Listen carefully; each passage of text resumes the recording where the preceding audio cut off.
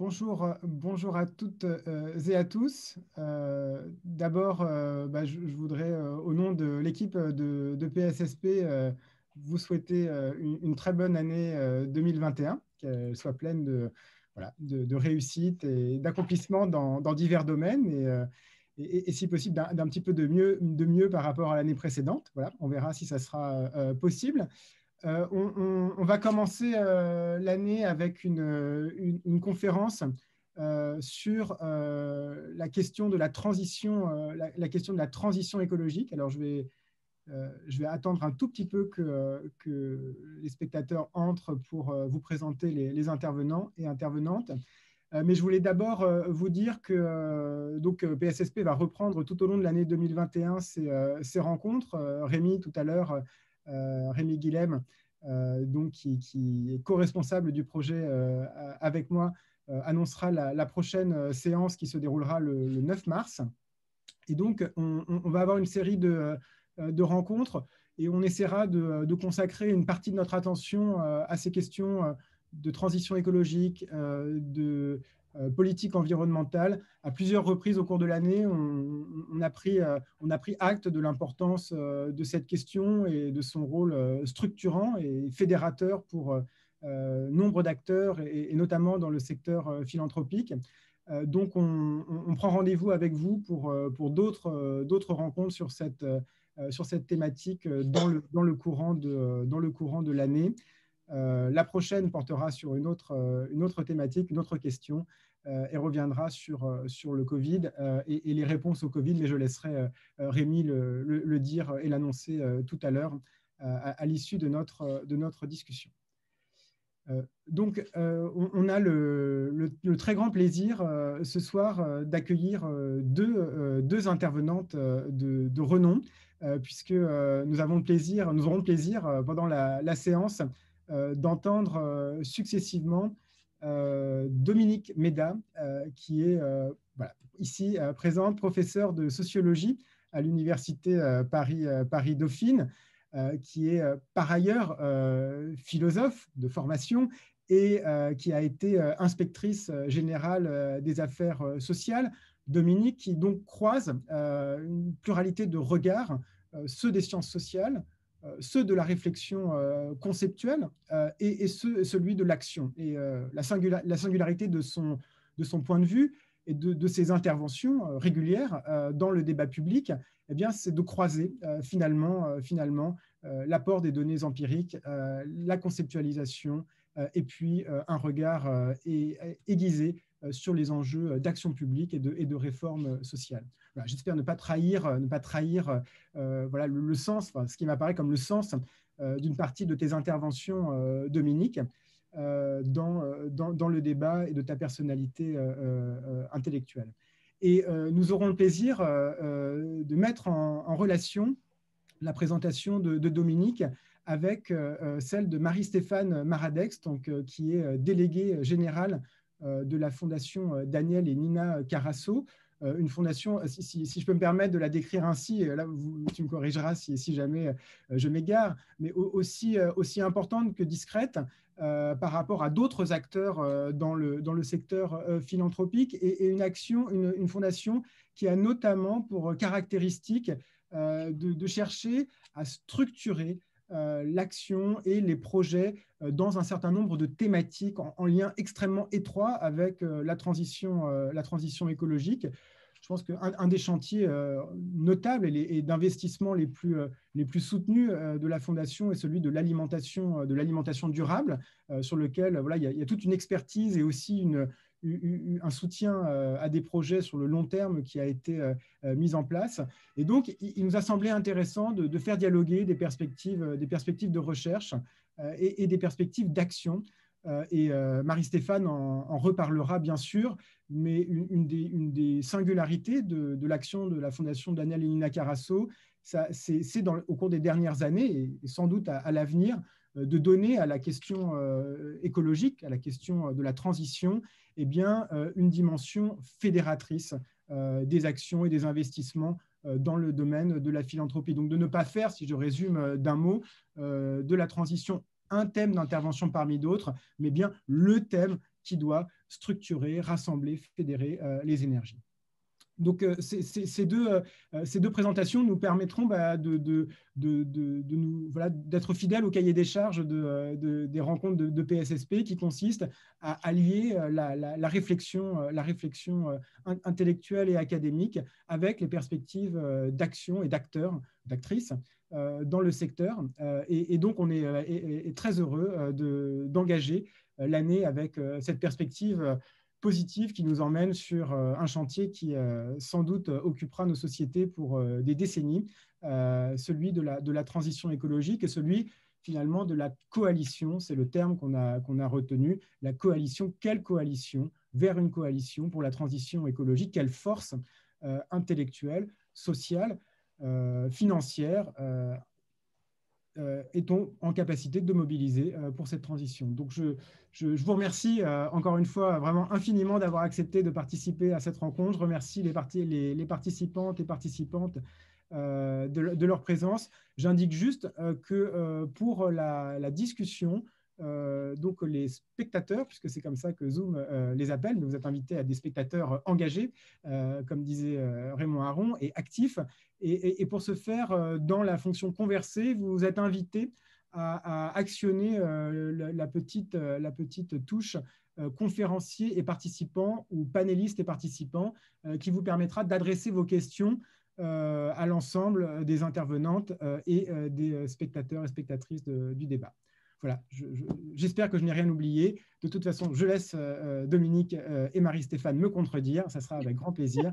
Et je vous cède la parole à toi. Donc, Dominique, je précise juste, voilà, j'ai oublié quelque chose, de dire que parmi les nombreux ouvrages que Dominique Méda a publiés sur la question du travail, de la croissance, on trouve un titre en particulier sur la transition écologique, l'âge de la transition, publié avec Dominique Bourg et Alain Kaufmann, en lien avec l'Institut Veblen, dont il me semble, Dominique, que tu as pris la présidence il y a quelques semaines. Félicitations et la parole est à toi. Merci beaucoup Nicolas, merci à toute l'équipe. Je suis ravie de cette rencontre. Alors en effet, le livre que tu cites, c'était une décade qu'on avait organisée à Cerisy avec Dominique Bourg et Alain Kaufmann, où on avait bien travaillé, c'était vraiment intéressant. Alors, sans plus tarder, je vous propose, parce que je disais tout à l'heure dans notre petite conversation préparatoire qu'il me semblait que j'avais cru comprendre que Nicolas avait envie que je fasse un PowerPoint, et comme j'aime beaucoup faire des PowerPoints, voilà, j'ai fait un PowerPoint que je vous présente. Donc, je partage mon écran, je vais là, ici. Vous me direz si vous le voyez. Ah ben, il ne veut pas s'ouvrir. Alors là, ça ne m'a jamais fait ça encore. Pourquoi tu ne veux pas t'ouvrir, petit PowerPoint? Alors, attendez, je vais essayer de recommencer. Hop, le bureau.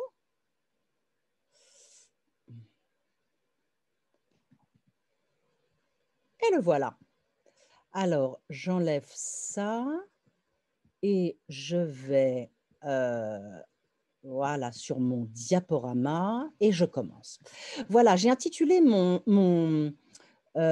petite présentation vers une société post-croissance. Ça fait pas mal de temps, comme disait Nicolas, que je travaille sur ce sujet. Donc, en gros, j'ai deux sujets de réflexion. D'une part, le travail. Si on a le temps, je vous dirai comment je suis passée de l'un à l'autre. Et de l'autre, la croissance, la richesse, la question de ce qu'est la richesse et en gros, la question de savoir comment on a pu assimiler richesse et croissance. Voilà. Alors, ceci étant dit, je vous fais quelques petits rappels. Je pense que maintenant, tout le monde sait tout ça, mais quelques petites images saisissantes pour commencer. Hein. Bon, la diminution de la superficie des glaces arctiques, les feux en Californie, les feux en Australie, la mer de plastique dans les Caraïbes, l'évolution de l'abondance des populations d'oiseaux communs spécialiste en métropole. Et puis, un travail assez récent, on n'en a pas énormément parlé de ce travail, hein. Les dernières simulations, les simulations les plus récentes dont on dispose, élaborées donc par Météo France, le Commissariat à l'énergie atomique et aux énergies alternatives, le CEA, et le CNRS. Donc, eh bien, selon ces travaux, les températures pourraient augmenter de 7 degrés si rien n'est fait pour réduire les émissions de gaz à effet de serre. Et donc, ce qu'on nous dit dans le commentaire, hein, c'est que jamais prédiction climatique n'avait été aussi précise et jamais l'ampleur de la tâche qui nous reste à accomplir pour éviter le pire n'est apparue aussi conséquente. Voilà. Ça, c'est pour faire un petit rappel. Donc, derniers travaux des Français, un petit peu cocorico. Enfin, je ne suis pas sûre que ça mérite un cocorico, mais voilà, les deux modèles que les Français ont développés prédisent une augmentation continue de la température moyenne du globe, au moins jusqu'en 2040, etc., etc. Dans le pire des scénarios, celui d'une croissance économique rapide, alimenté par des énergies fossiles, le thermomètre grimpera en moyenne de 6,5 degrés à 7 degrés en 2100. Donc, une évolution extrêmement préoccupante. Alors, certes, hein, il s'agit d'un phénomène nouveau, du moins dans cette ampleur, mais évidemment, la pollution et les dégradations qui sont générées par les êtres humains existent depuis longtemps. Et je voudrais m'arrêter un instant sur ce livre, qui est d'ailleurs un livre qu'a préfacé Dominique Bourg, hein. Moi, je connais ce texte depuis longtemps parce que depuis longtemps, je fais un cours à Dauphine depuis une dizaine d'années en master, le master développement durable. Donc, j'ai très vite découvert ce texte qui ne cesse de me donner à réfléchir. Et puis, on en reparle aussi, je vous en parlerai peut-être dans le débat qu'on aura tout à l'heure, mais on a créé de toutes pièces un cours qu'on appelle les enjeux écologiques du 21e siècle à Dauphine, rendre un cours obligatoire pour toutes les licences qui arrivent, que ce soit en sciences des organisations ou en maths info. Tout le monde doit subir ce cours et évidemment, on s'intéresse à ce texte qui était donc un article publié en 1967, Les racines historiques de notre crise écologique de Lynn White. Que dit ce texte? Donc, était d'abord une conférence, hein. Lynn White dit ceci, donc un historien américain médiéviste: depuis qu'elle s'est répandue à la surface de la Terre, l'espèce humaine a toujours affecté son milieu. Aujourd'hui, la façon dont l'espèce humaine transforme son environnement a pris de telles proportions que son essence même s'en trouve changée. On voit clairement qu'en dehors de l'homme, aucune créature n'a jamais souillé son habitat avec autant de rapidité. Alors pourquoi? Pourquoi l'espèce humaine est-elle celle qui souille son habitat avec autant de rapidité? La thèse de White, c'est que, même si le début de l'article, je vous conseille vraiment cet article parce il a des rebondissements, il est assez merveilleux. D'abord, on pense que White va nous dire que bah, c'est parce qu'il y a eu une invention technique particulière, hein, notamment un soc de charrue particulièrement efficace, que s'est produit ce changement. Mais en fait, pas du tout. White nous dit que s'il y a eu ce changement technique, c'est précisément parce qu'il y a eu un changement dans les représentations. Et ce qui a provoqué finalement ce bouleversement, ce sont les représentations des rapports entre humains et nature. Et pour lui, le coupable, c'est la Genèse, hein, le texte de la Genèse dans la Bible. White soutenant que le christianisme est la religion la plus anthropocentrique à avoir jamais existé. Alors pourquoi donc nous dit-il ça? Il accuse Genèse 1, 1, 26, 27, 28, souvenez-vous, pour ceux qui ont eu une éducation catholique, mais aussi pour les autres, hein.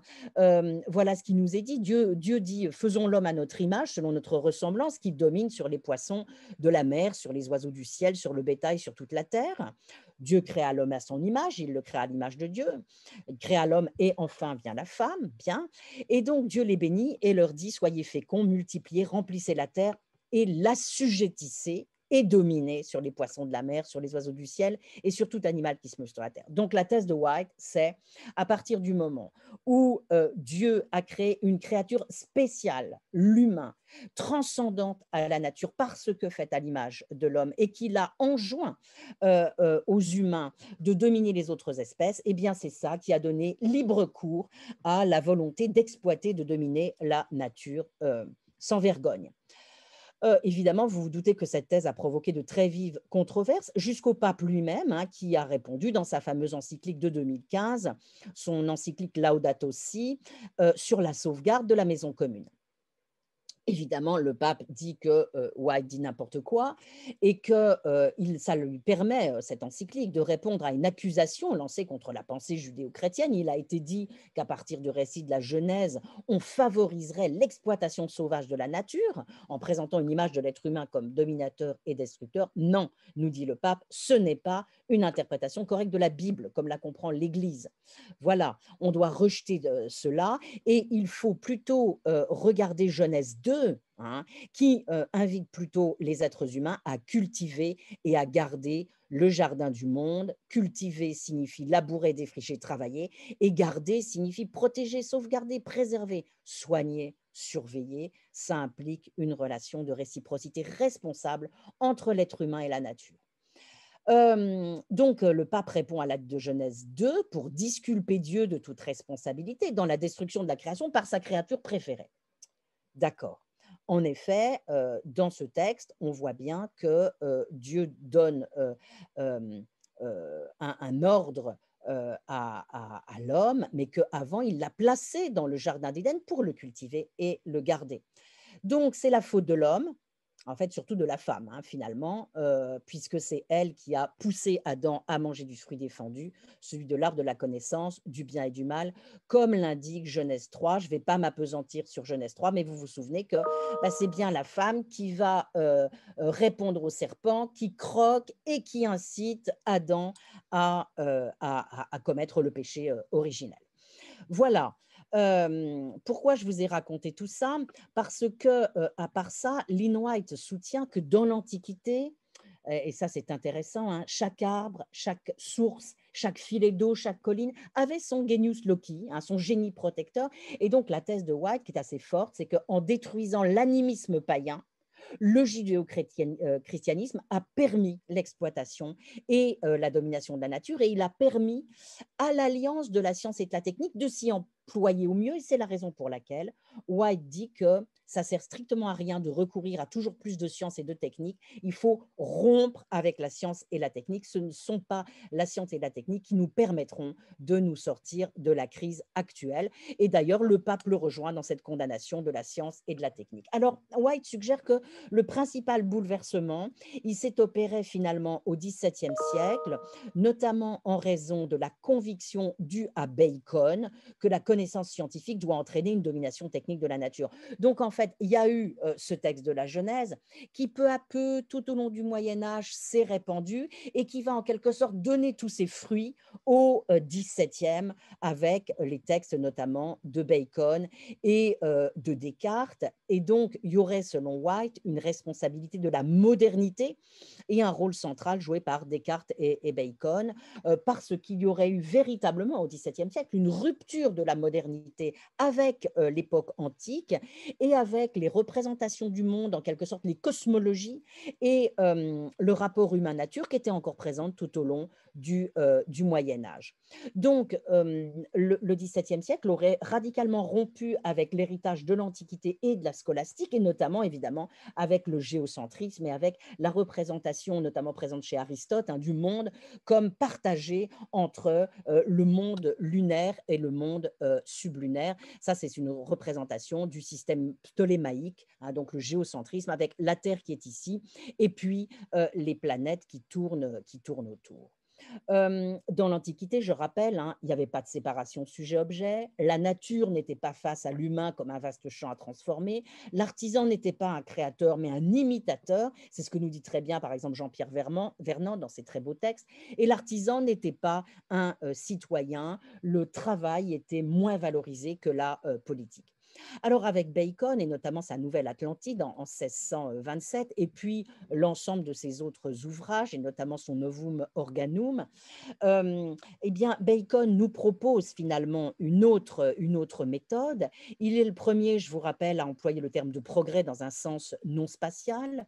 Pour lui, la science véritable est la science des causes et il faut rompre avec la scolastique pour interpréter la nature.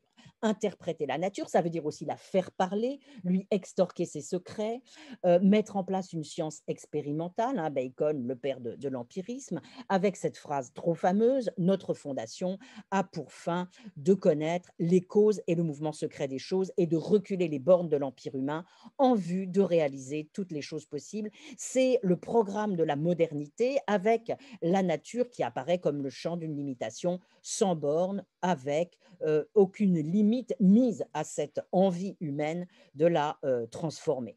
Là, j'ai mis un petit texte magnifique qui est placé à la suite de la Nouvelle Atlantide pour vous montrer le caractère extrêmement moderne de ce que nous propose Bacon, hein, puisqu'il pense qu'avec les progrès et les artifices qu'il va inventer, eh bien, on pourra prolonger la vie, retarder le vieillissement, transformer le tempérament, l'embonpoint et la maigreur, la stature, les traits, etc., comme un programme transhumaniste. Hein.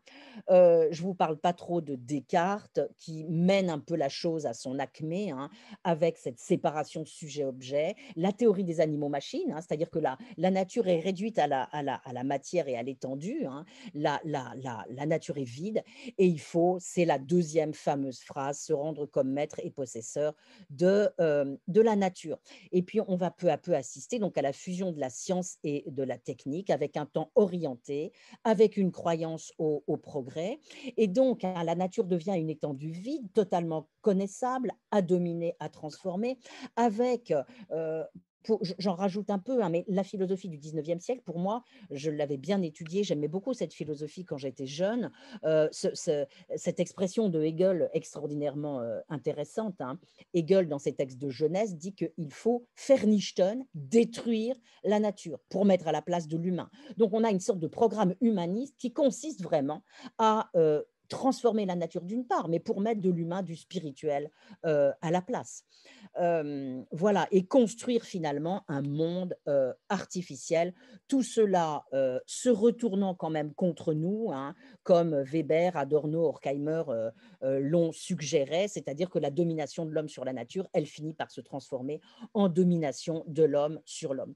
Parallèlement, qu'est-ce qui s'est passé? Eh bien, on va avoir une déréalisation de la nature par la science économique, avec notamment la révolution marginaliste au 19e siècle, hein, la fameuse théorie de l'utilité. On va complètement oublier, occulter la réalité matérielle de la nature, et on a toute une série de doctrines économiques qui vont mettre tout leur espoir dans le progrès technologique et radicalement occulter la matérialité de la nature. Parallèlement, depuis Smith, on va évidemment croire que ce qui est de plus important maintenant, c'est la production. Et je fais un peu un saut dans le temps, hein, cette croyance dans le fait que la production est ce qui est de plus important, elle va prendre figure, prendre forme en quelque sorte à partir de la Seconde Guerre mondiale dans la comptabilité nationale, avec la création de notre indicateur fétiche, le PIB, et l'assimilation, c'est ce que je vous disais en début de présentation, l'assimilation de la richesse des sociétés au produit intérieur brut. Je vous rappelle que le PIB, c'est aujourd'hui une norme universelle. Hein. Là, j'ai mis un petit extrait de la citation du manuel, du grand manuel de système de comptabilité nationale, qui est un manuel qui est le manuel publié par les 5 plus grandes institutions internationales. La dernière version, c'est 2008, manuel de 800 pages, où on vous dit ceci, hein, certains agrégats essentiels du système de comptabilité nationale, tels le PIB et le PIB par habitant, ont acquis leur identité propre. Tout le monde s'y réfère largement en tant qu'indicateurs synthétiques et globaux de l'activité économique et du bien-être. Leurs évolutions servent à évaluer les performances générales de l'économie et par conséquent à juger du succès ou de l'échec des politiques économiques. Je vous rappelle que le PIB est une convention et que dans ces estimations du revenu national américain, celui qu'on considère un peu comme le créateur de tout cela, le revenu national, le PIB, Kuznets a montré les opérations de tri et de sélection qu'il mettait en œuvre pour construire ce dispositif. Donc vraiment, le PIB est une convention et je vous rappelle que par construction, il occulte complètement les dégradations, le PIB. hein. C'est vraiment, alors certes, on voit en ce moment que le PIB peut baisser, on est en plein dedans, mais d'une manière générale, le PIB augmente et on ne regarde jamais les dégradations.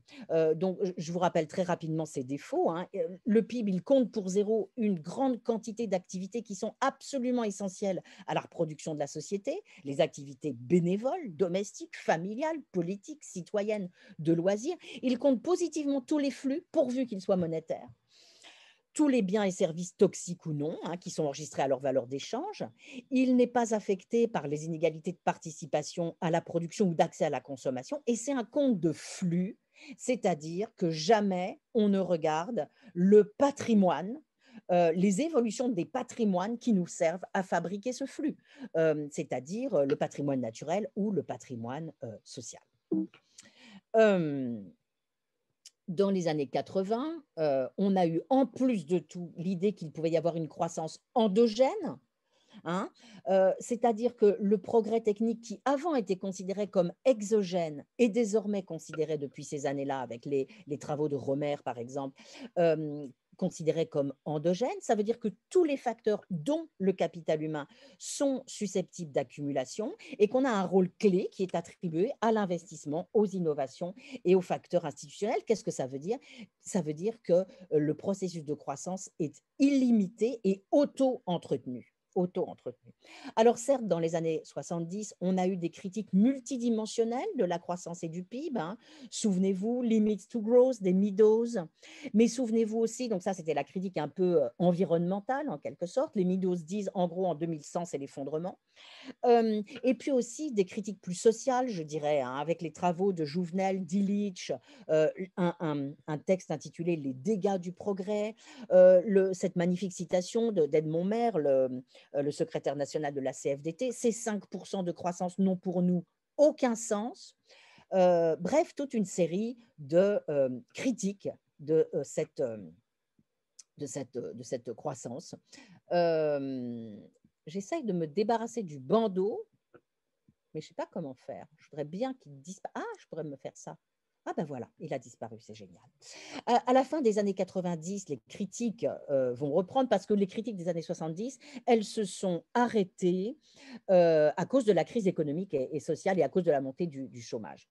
À la fin des années 90, les critiques vont reprendre plus faiblement du côté social que du côté environnemental, avec une série de travaux que vous connaissez sans doute, 2 articles essentiels dans la revue Nature, celui de Rockström et Ali sur les 9 limites planétaires et celui de Barnowski et Ali qui nous raconte que les humains sont en train de forcer les transitions et que désormais les humains dominent la Terre et la modifient selon des modalités qui menacent sa capacité à nous supporter, nous et les autres espèces. Rapport du GIEC, bien sûr. Et puis donc une prise de conscience de plus en plus forte des dégâts de la croissance, une sorte de relecture de la modernité, hein, par exemple avec cet ouvrage, Une autre histoire des 30 glorieuses. Et puis l'apparition du terme d'anthropocène, c'est-à-dire une série de procès faits à l'humanité, hein, l'idée que l'action humaine et sociale deviendrait la première force géophysique, et puis toute une série de débats. Est-ce que c'est l'humanité qui est responsable ou est-ce que ce n'est pas plutôt certains pays capitalistes, capitalocènes, certains pays esclavagistes, le plantationocène, etc. etc.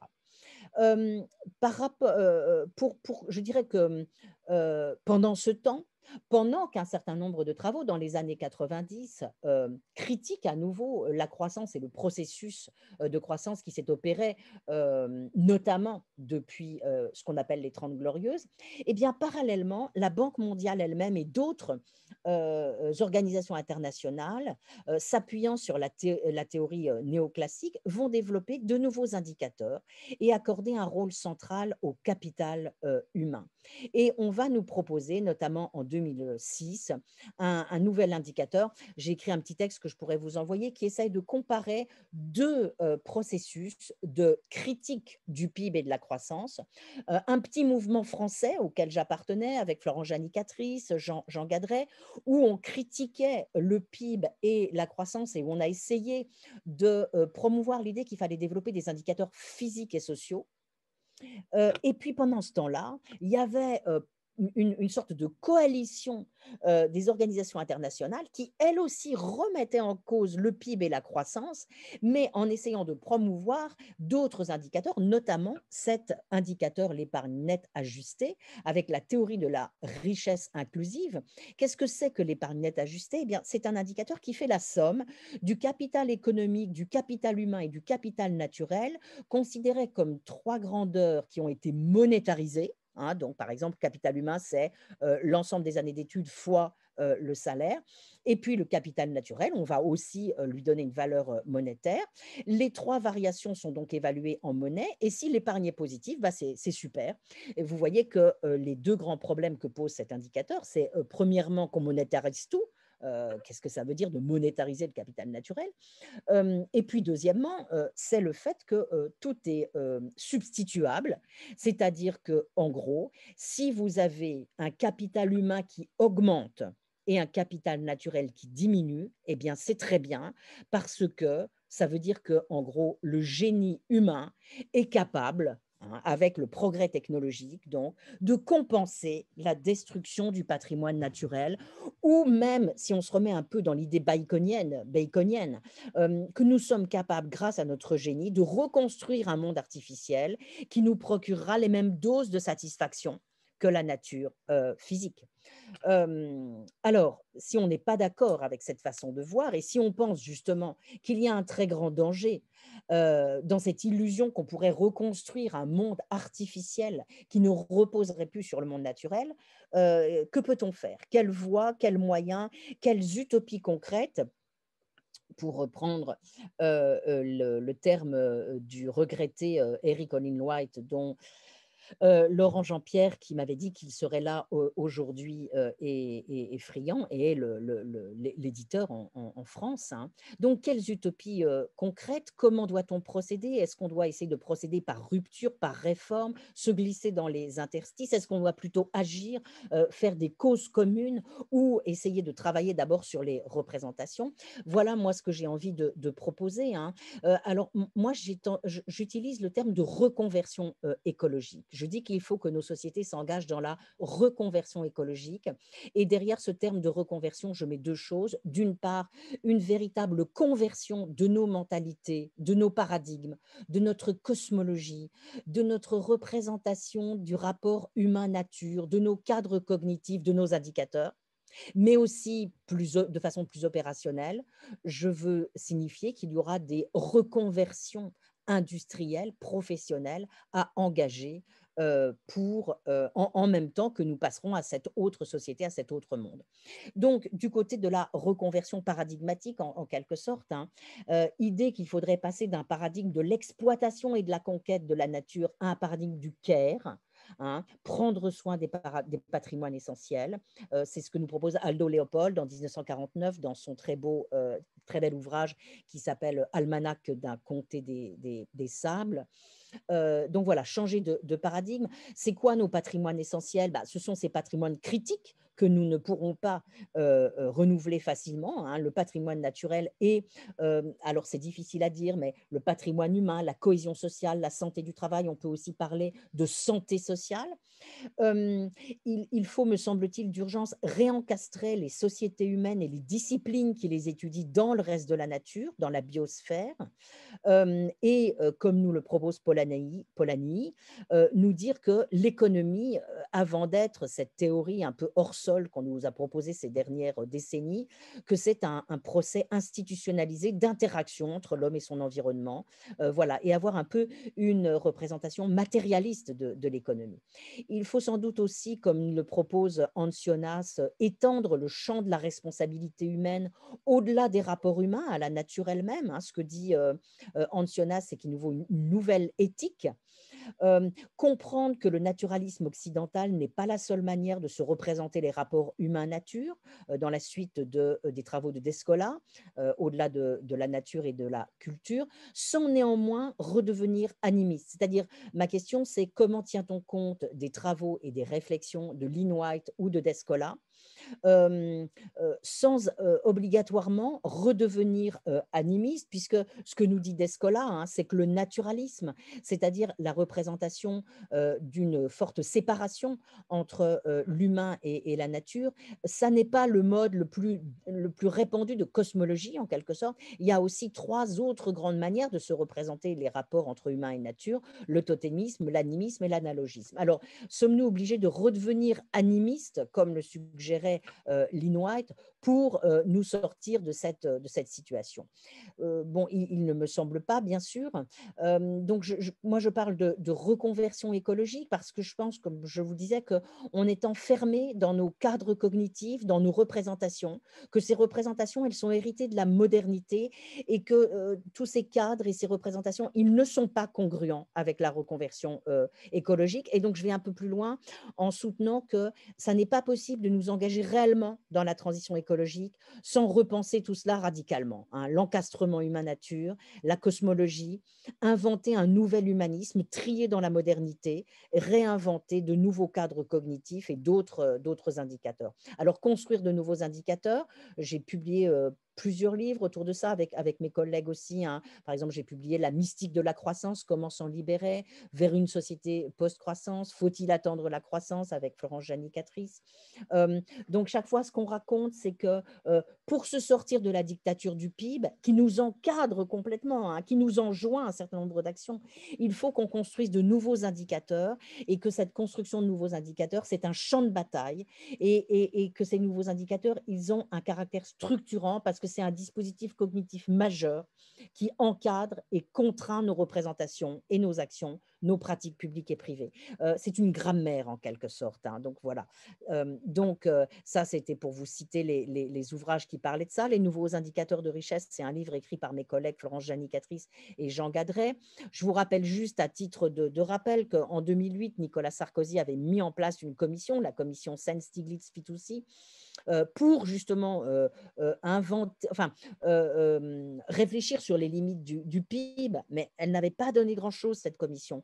Et nous avions formé un mouvement, une coalition pour porter la cause commune de nouveaux indicateurs de richesse, le Forum pour d'autres indicateurs de richesse, et nous avons dialogué avec cette commission, mais je vous disais, il n'en est pas sorti grand-chose. En 2015, il y a eu une loi sur les nouveaux indicateurs de richesse avec un article unique. C'était intéressant. C'était la députée écologiste Eva Sass qui avait porté cette loi et qui avait réussi à la faire passer, mais là encore, ça s'est mal terminé, puisque alors qu'elle proposait qu'on ait quelques grands indicateurs qui viennent contrebalancer en quelque sorte le PIB et qu'on puisse les discuter en quelque sorte au moment de la discussion sur la loi de finances, eh bien en fait, ça n'a rien donné du tout et on a sort très difficilement chaque année un rapport qui n'est jamais utilisé. Alors, je m'achemine vers ma fin, hein, vers la fin, puisque je sais que j'ai là maintenant épuisé mon temps. Alors, qu'est-ce qu'on peut faire?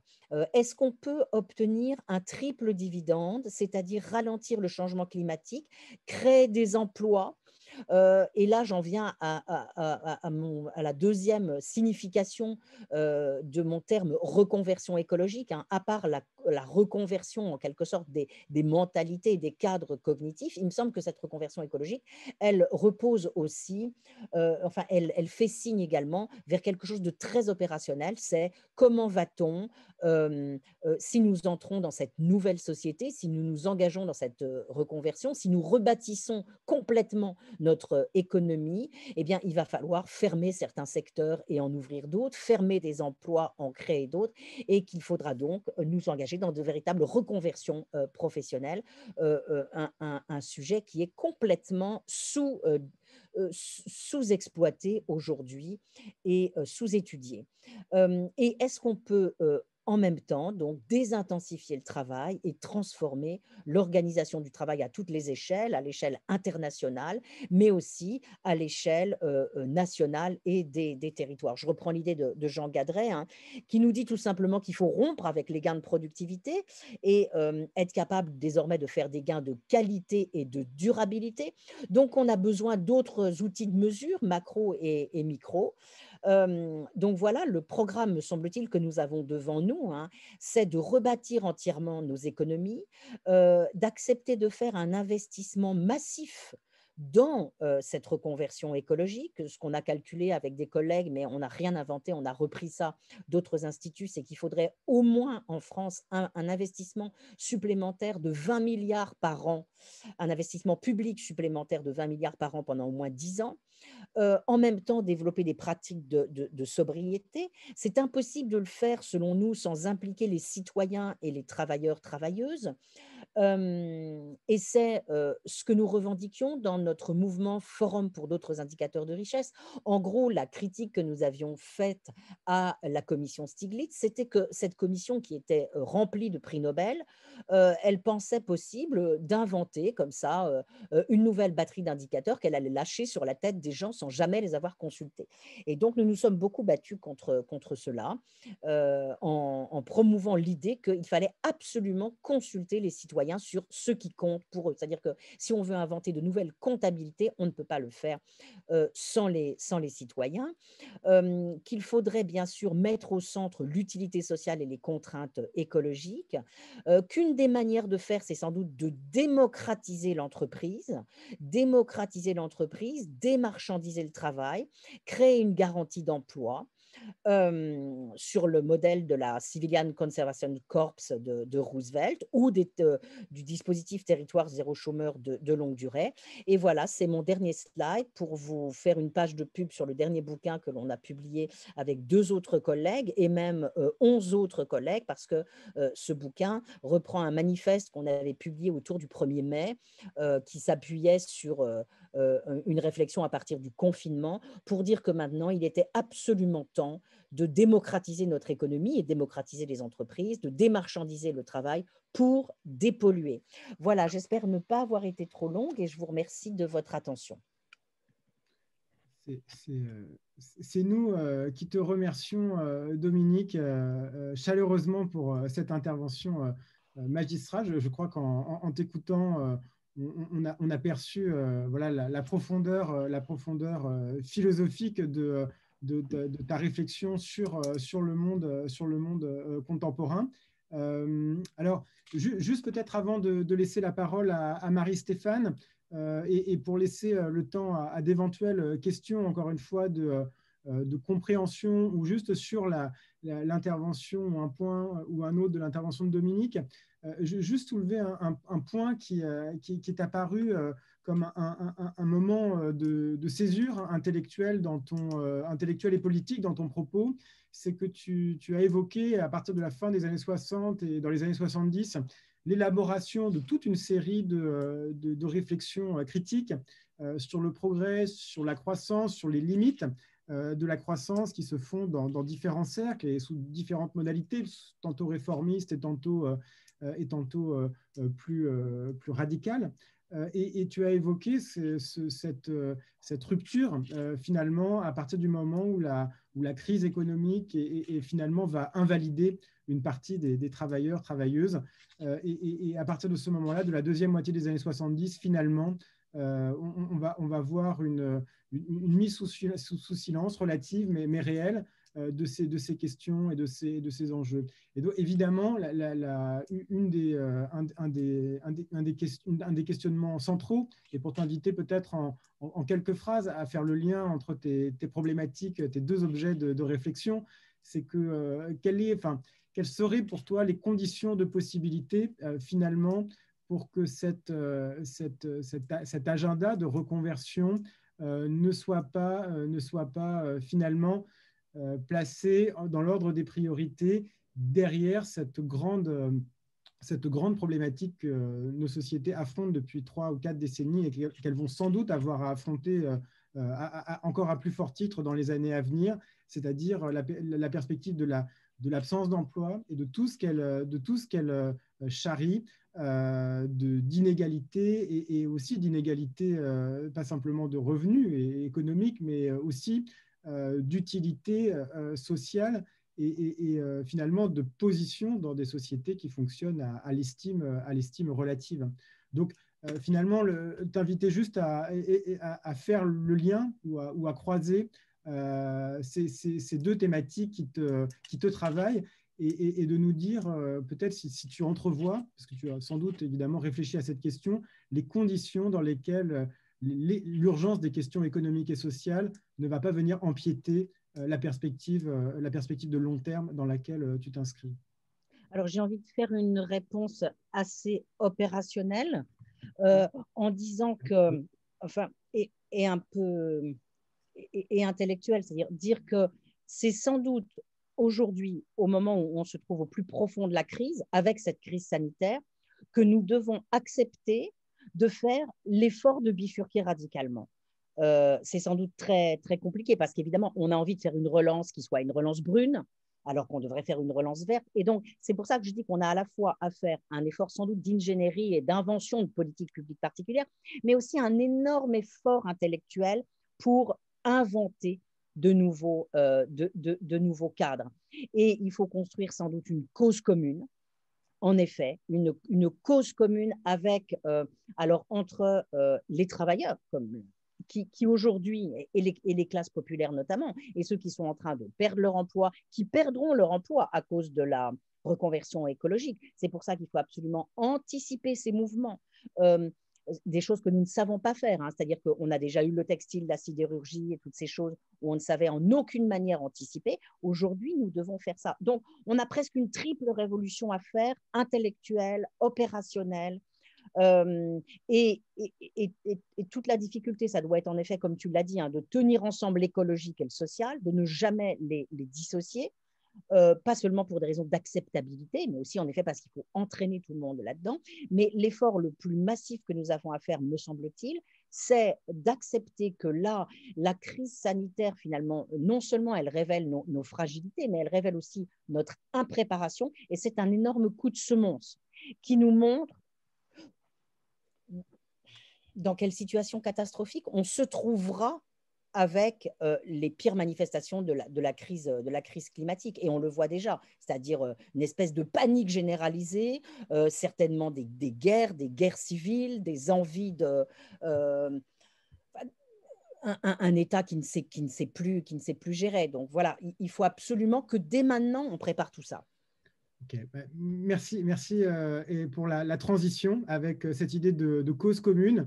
Et j'ai envie de dire aussi de cet effet, alors c'est un terme qui est souvent évoqué au sein du secteur philanthropique, mais la question de l'effet levier, de comment des acteurs, dans leur position, dans la société, avec leurs ressources, sont en capacité justement d'entraîner le type de bifurcation que tu appelles de tes voeux. Donc, je donne la parole à Marie-Stéphane Maradex, dont je rappelle, déléguée générale de la Fondation Daniel et Nina Carasso.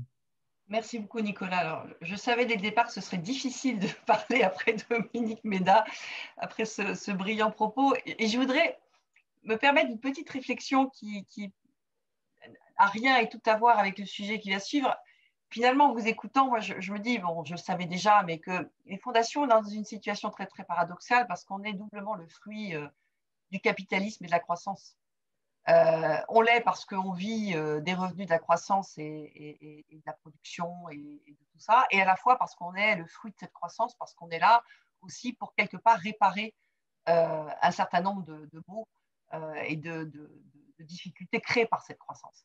Et donc, on est dans une situation finalement assez paradoxale qui mériterait peut-être un autre séminaire, parce que je trouve qu'il y a des vraies réflexions philosophiques, sans compter, bien entendu, de l'origine de l'argent, hein, pour certaines grandes fondations, hein, sur quoi se sont bâties ces fortunes. Et donc, il y a beaucoup de sujets comme ça, je trouve, qui sont vraiment intéressants dans notre réflexion sur, effectivement,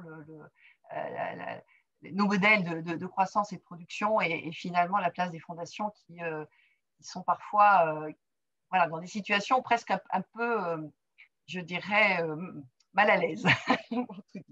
Alors, si on en revient à notre sujet, je pense qu'en fait, je pense qu'il faut toujours voir le monde des fondations et je pense que c'est quelque chose qu'on répète à l'envi dans beaucoup de séminaires, c'est que nous ne représentons pas grand-chose finalement en termes de poids économique et de capacité d'action.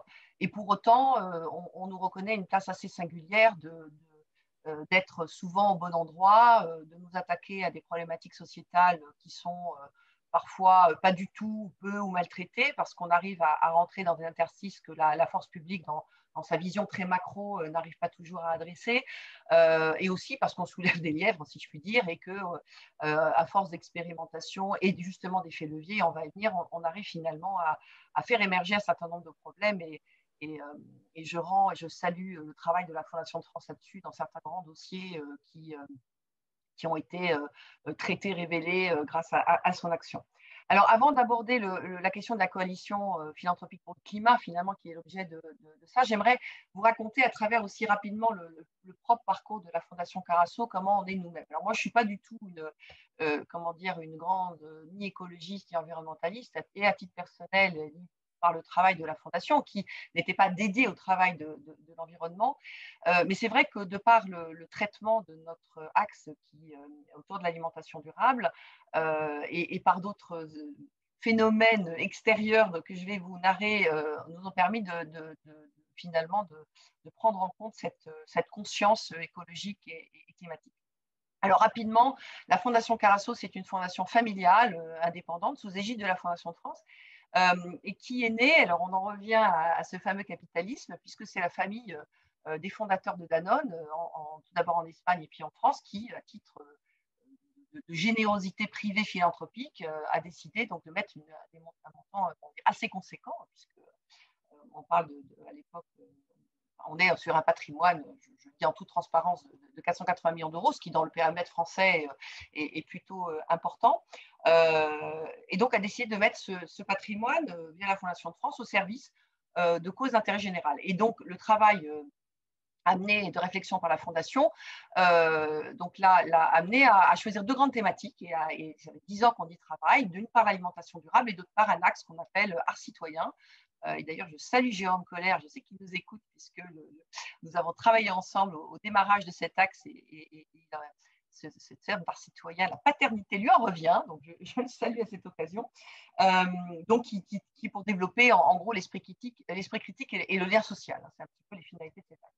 Et pour revenir à l'alimentation durable, donc qui est évidemment d'apporter une alimentation saine qui ne soit ni dommageable pour les humains ni pour la planète, bien entendu, la dimension environnementale est très présente. Je crois qu'on va rappeler un petit chiffre un peu rapide, mais on dit en gros dans toute la chaîne de valeur de la graine au compost qu'elle est responsable pour environ un tiers, 33-35% des gaz à effet de serre. Et rien que la production agricole, c'est aux alentours de 20%. Et dans ces 20%, une grande part liée à l'élevage en tant que tel. Donc, vous voyez que le poids environnemental, déjà, nous était familier, et ça faisait un moment déjà qu'on travaillait, bien entendu, sur ces questions.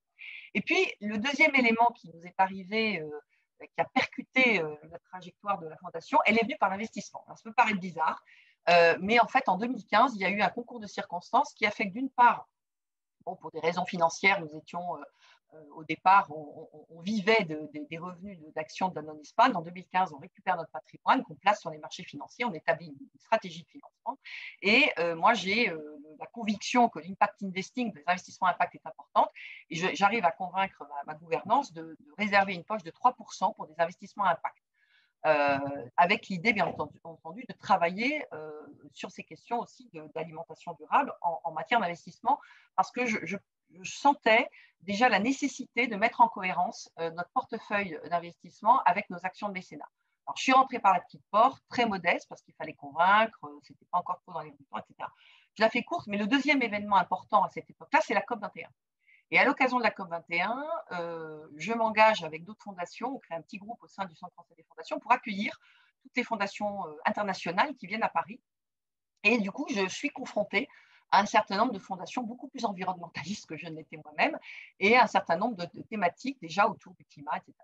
Et je suis encouragée par un de mes camarades dirigeants d'une autre fondation à signer le manifeste qui s'appelait Divest Invest, qui était ce grand mouvement porté à l'origine d'ailleurs par des universités américaines pour encourager ces universités à désinvestir leur capital, on parle de sommes colossales, à Harvard c'est 35 milliards, etc., des énergies fossiles, et de prendre des engagements sur les investissements pour lutter contre les changements climatiques. Moi, je trouve ça absolument formidable, et de nouveau, je me retourne vers ma gouvernance et comme j'ai une présidente absolument extraordinaire qui me dit c'est ça qu'il faut faire banco. Et donc là, rétropédalage avec nos gestionnaires d'actifs, on leur dit bah, attendez, maintenant, plus aucun investissement dans les énergies fossiles et en plus, on va s'engager, on va travailler à avoir des investissements pour lutter contre le changement climatique. Je vous la fais encore plus courte. Nouvelle stratégie 2019-2023, on passe à des engagements très forts puisqu'on passe à 70% de nos investissements socialement responsables, donc, et avec des exigences très fortes. On a une charte d'investissement, on fait vraiment très attention, etc. Et 15% d'investissement à impact. Donc 70 plus 15, 85% d'investissement responsable. L'engagement, effectivement, de Divest Invest, on place la barre un tout petit peu plus haut. On dit c'est pas 5, c'est 6% minimum. Très honnêtement, je pense qu'on sera plutôt vers les 8, j'espère peut-être 10% d'ici 2023 sur vraiment aligné avec les questions d'engagement climatique. Je vous rappelle juste que le secteur des fondations, c'est environ 28 milliards d'actifs et que selon la dernière enquête d'Amadeus de 2020 sur la gestion financière des fonds de fondation, les actifs ISR représentent 22% donc des portefeuilles des fondations en moyenne. Donc nous, on est maintenant à 85%, puisque forcément, les 15% d'impact sont responsables, et que les actifs liés qui prennent en compte les enjeux climatiques, c'est 2,5%. Voilà. Nous, actuellement, on est autour de 4%, et on va viser, je pense, au moins le double. Donc ça, c'est un premier élément de notre parcours sur ces questions-là. Et puis, il est arrivé une chose qui a été là, pour moi, peut-être ma propre épiphanie personnelle, et qui a finalement été le point de départ de cette coalition. Il y a eu l'Assemblée générale du Centre européen des fondations à Paris en mai 2019, organisée par la Fondation de France. J'ai été assez impliquée dans cette organisation. Et au moment des débats, c'était une conférence de très, très, très grande qualité. Et forcément, la question climatique, philanthropie et climat, a été vraiment au cœur des débats, avec d'autres sujets comme les menaces à la démocratie, les inégalités, etc. Et en fait, en regardant un petit peu les chiffres, j'ai été vraiment, mais à titre très, très personnel, totalement interloquée par les chiffres de la réalité de la philanthropie environnementaliste, on va dire ça comme ça, pour faire court, pas que le climat, et la prise en compte de la gravité de la situation par les fondations dans ces débats. Je suis allée voir l'observatoire de mon ami Laurence, qui faisait état à l'époque, je ne sais plus quels étaient les chiffres de 2018, de 3%, donc de fondations, enfin en tout cas alors Laurence, tu me corrigeras, mais je pense que c'est les montants investis sur ces questions environnementales, encore pas que climatiques. Je suis allée regarder, parce que j'ai une partie de mon parcours aux États-Unis, ce que faisaient nos amis américains dans le fameux Giving USA, qui est la Bible des financements philanthropiques aux États-Unis. Pareil, 3%. Je regarde ce que font les Européens, pareil, on tourne autour de 3-5%. Et je me suis dit, c'est pas possible. Le climat va nous impacter, et qu'on soit une fondation environnementaliste ou pas, le climat nous impacte déjà, nous impacte déjà, quelles que soient nos thématiques d'implication, qu'on traite d'éducation, de genre, de recherche, comme nous d'alimentation, de je ne sais trop quoi, bien entendu de publics vulnérables, on est impacté par les questions climatiques. Et donc, il ne faut pas qu'on considère cette question, et quand je dis climat, moi j'y associe même la biodiversité, enfin, toutes les conséquences climatiques sur l'environnement, on peut y assez largement, on ne peut pas donc passer à côté de ce que moi j'estime être la mère des combats, quand on est une fondation et qu'on est là au service du bien commun et de l'intérêt général. Et je me suis dit à titre personnel, c'est encore une fois, je vous raconte une histoire très intime, je me suis dit, j'ai la chance de diriger une fondation qui, bon, à l'échelle française, n'est pas est confortable. Si moi, à ma place où je suis, je n'agis pas avec ma part de petit colibri, j'aurai des comptes à rendre à mes enfants. J'aurai de toute façon des comptes à rendre à mes enfants puisque je suis de cette génération qui malheureusement a mangé sur la bête pendant un peu trop longtemps, mais je serai encore plus responsable en tant que responsable de fondation. Et donc, j'ai parlé de tout ça au moment de cette conférence avec Axel Dalzac de la Fondation de France, avec ma collègue qui s'occupe de notre fondation en Espagne, parce que j'ai oublié de dire qu'on était une fondation binationale, c'est important. Tout le monde me dit, mais écris.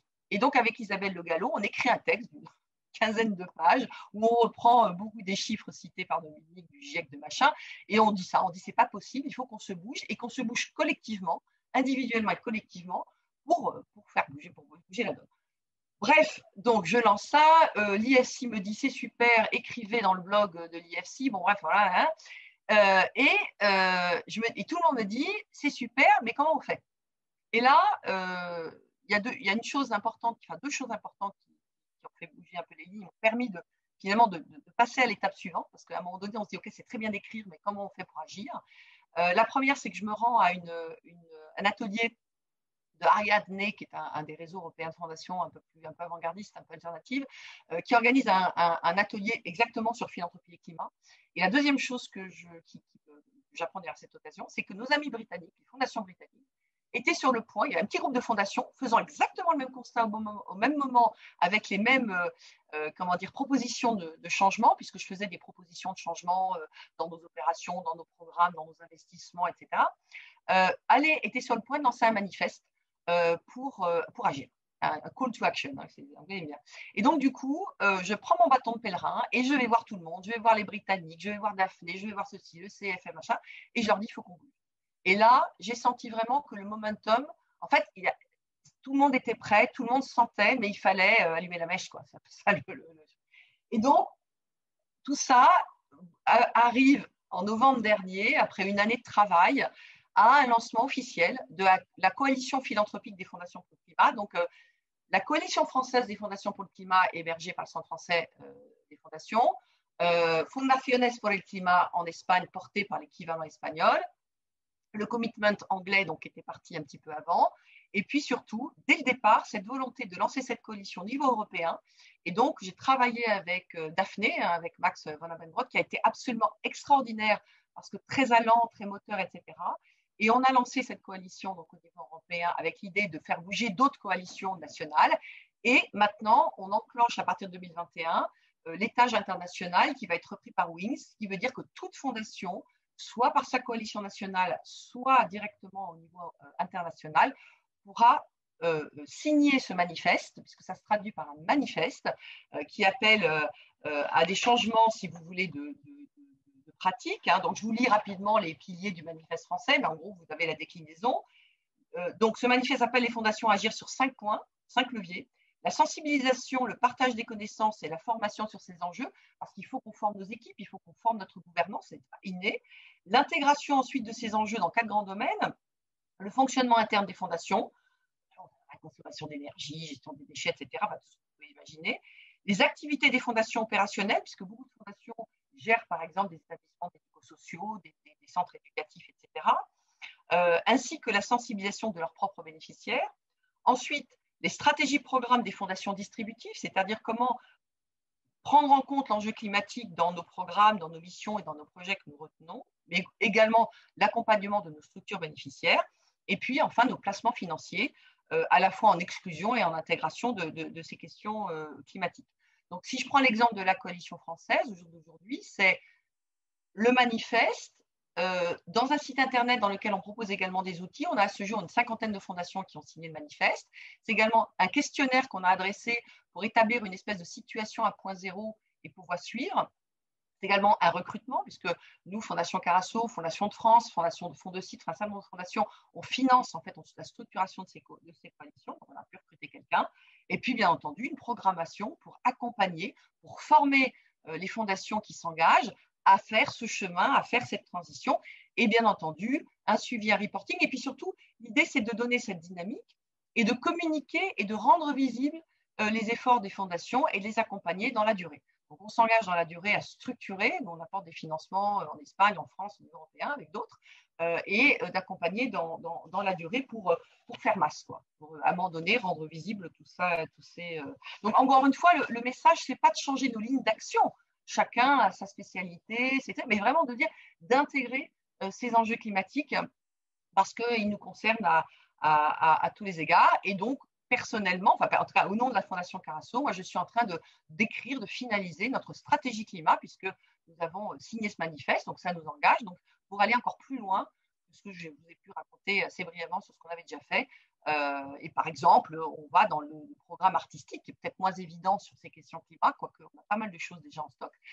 On va très probablement thématiser un de nos appels à projets au regard des enjeux climatiques, puisque les artistes et les scientifiques, on a un gros programme Arts et Sciences, que Jérôme connaît bien, et il y a énormément de projets liés à la thématique climat, l'anthropocène, mais il faut que ça sorte du confinement, si je puis dire, pour un mot à la terre, un mot à la mode, de la relation artiste et et scientifique, il faut que ça sorte pour que vraiment le grand public puisse s'accaparer et mieux comprendre ces défis sociétaux, ces grands enjeux à travers le geste artistique qui dit beaucoup de choses. Voilà, j'étais long, je m'en excuse. Absolument pas, Marie-Stéphane, mais merci beaucoup. Là, on voit bien comment les actions répondent à un certain nombre d'éléments de la reconversion préconisée quelques minutes avant par Dominique. Je crois d'ailleurs que Dominique avait une question à t'adresser, donc je lui donne tout de suite la parole. Merci Nicolas. Merci beaucoup pour cette présentation. Ouais, j'ai trouvé ça vraiment super intéressant. Alors, en fait, j'ai une double question hyper classique à laquelle vous devez sans doute répondre sans arrêt. Mais petit 1, c'est est-ce qu'il n'y a pas un problème de rentabilité? C'est-à-dire, est-ce que c'est moins rentable de placer vos fonds dans des actions bonnes pour le climat plutôt que dans d'autres?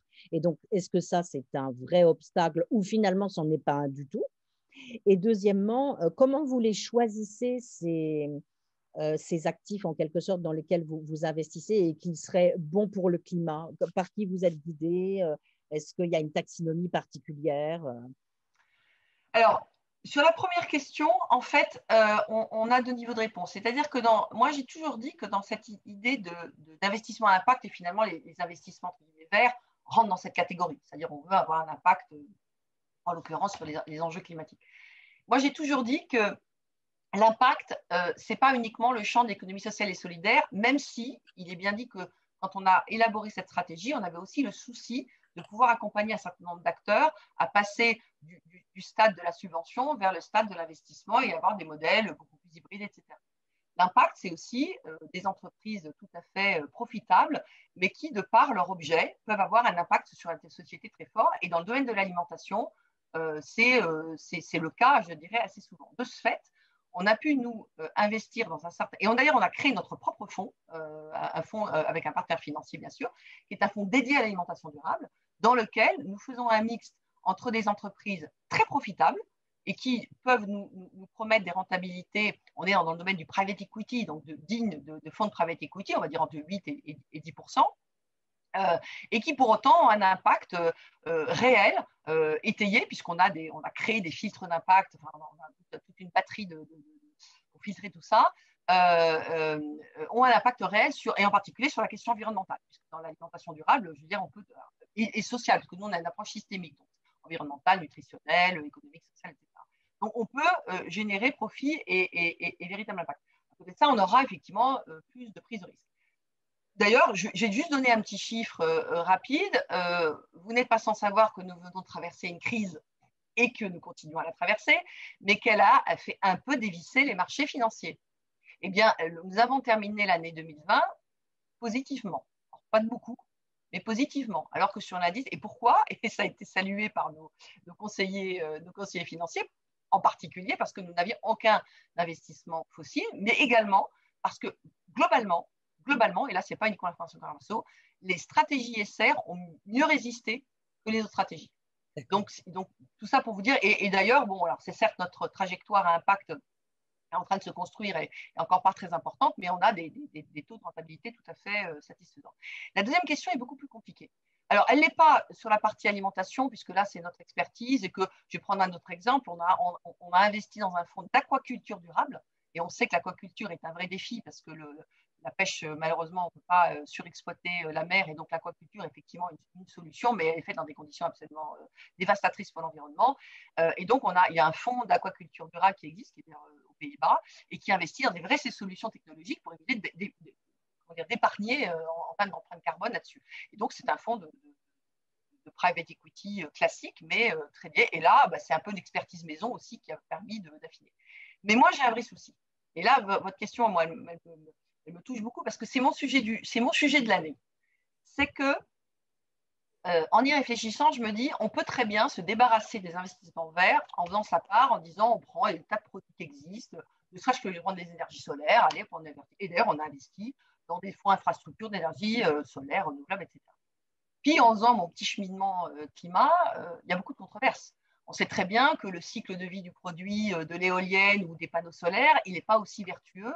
Et qu'au final, peut-être que l'empreinte carbone, elle ne sera pas aussi bonne que le très court terme, etc. Donc, je suis, moi, au sein de vrais débats sur justement savoir comment investir. Et là, je peux vous dire que le monde de l'investissement n'est pas du tout outillé pour ça. Et donc, il se trouve que hier, j'étais avec un groupe d'ONG environnementalistes et je leur ai dit, mais aidez-nous.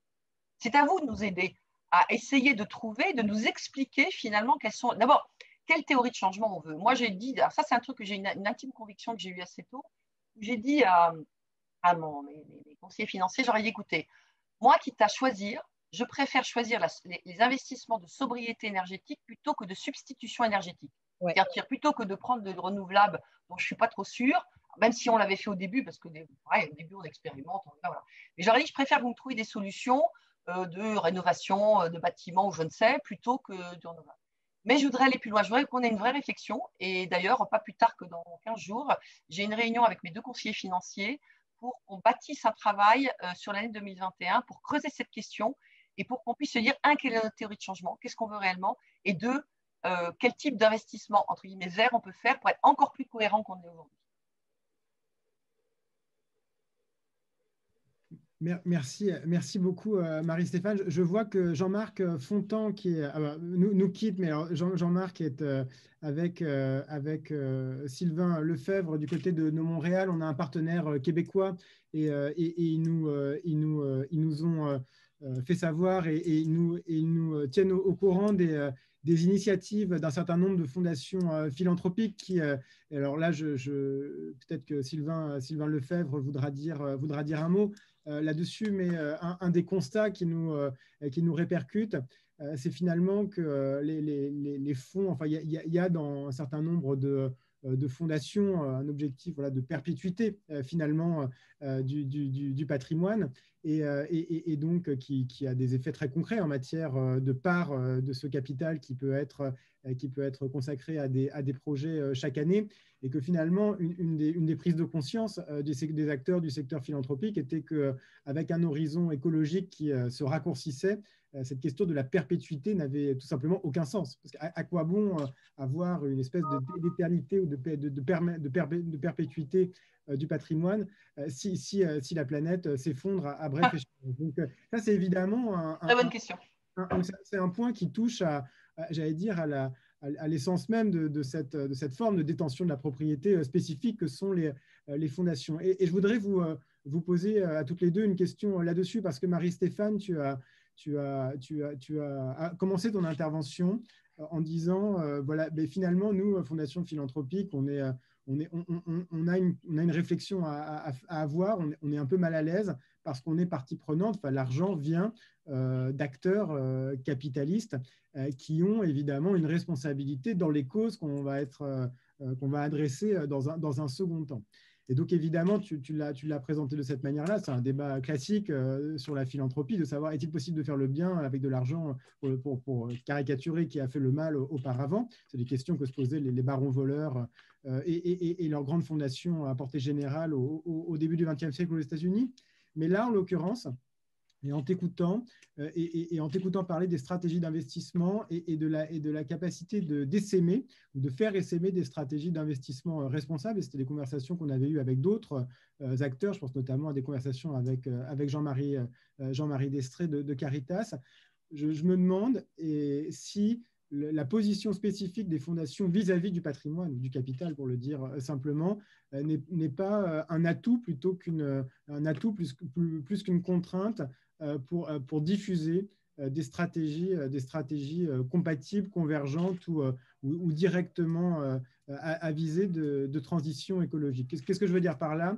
C'est que, et là on pourra en discuter, j'aimerais bien connaître l'avis de Dominique là-dessus, c'est qu'évidemment, dans beaucoup de discours et dans beaucoup de travaux, notamment de recherche en sciences sociales, mais pas que, il y a l'idée que sans une rupture radicale avec le mode de production capitaliste et la société qui l'organise, avec les désirs de consommation, avec aussi la course vers la distinction qui est alimentée par la consommation, finalement, sans rupture avec le capitalisme et sa civilisation, il n'y a pas de transition qui ne soit pas une sorte de greenwashing.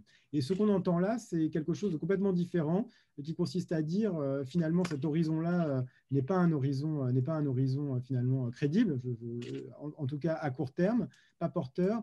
Et c'est à travers, au contraire, en étant au cœur du réacteur de la gestion du patrimoine, qu'on va pouvoir finalement développer des stratégies qui seront à une portée. Et là, vraiment, la distinction que tu as faite entre la distribution et le fait de soutenir des actions qui ont une coloration écologique ou qui ont une visée écologique et d'agir sur le capital détenu directement est fondamentale. Parce que finalement, là, on va toucher à des sommes et à des ordres de grandeur, à des échelles de changement qui sont sans commune mesure avec les capacités de distribution.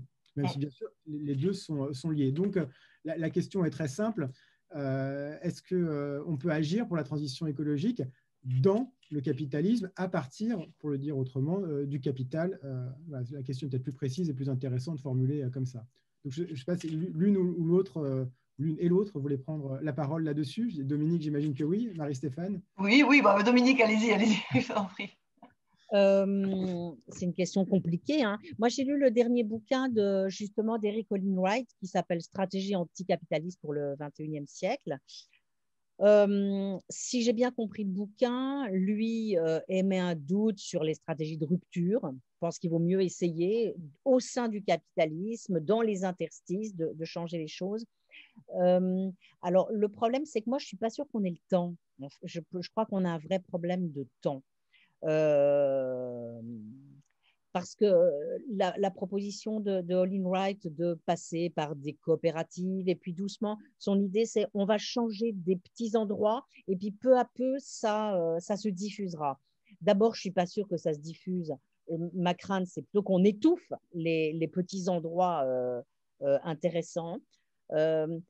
Et voilà, je me dis que si on veut aller très vite, il faut une rupture. Alors, c'est peut-être pas une rupture avec le capitalisme. De toute façon, je ne sais pas ce que ça veut dire, une rupture avec le capitalisme. Je ne vois pas très bien ce que ça veut dire.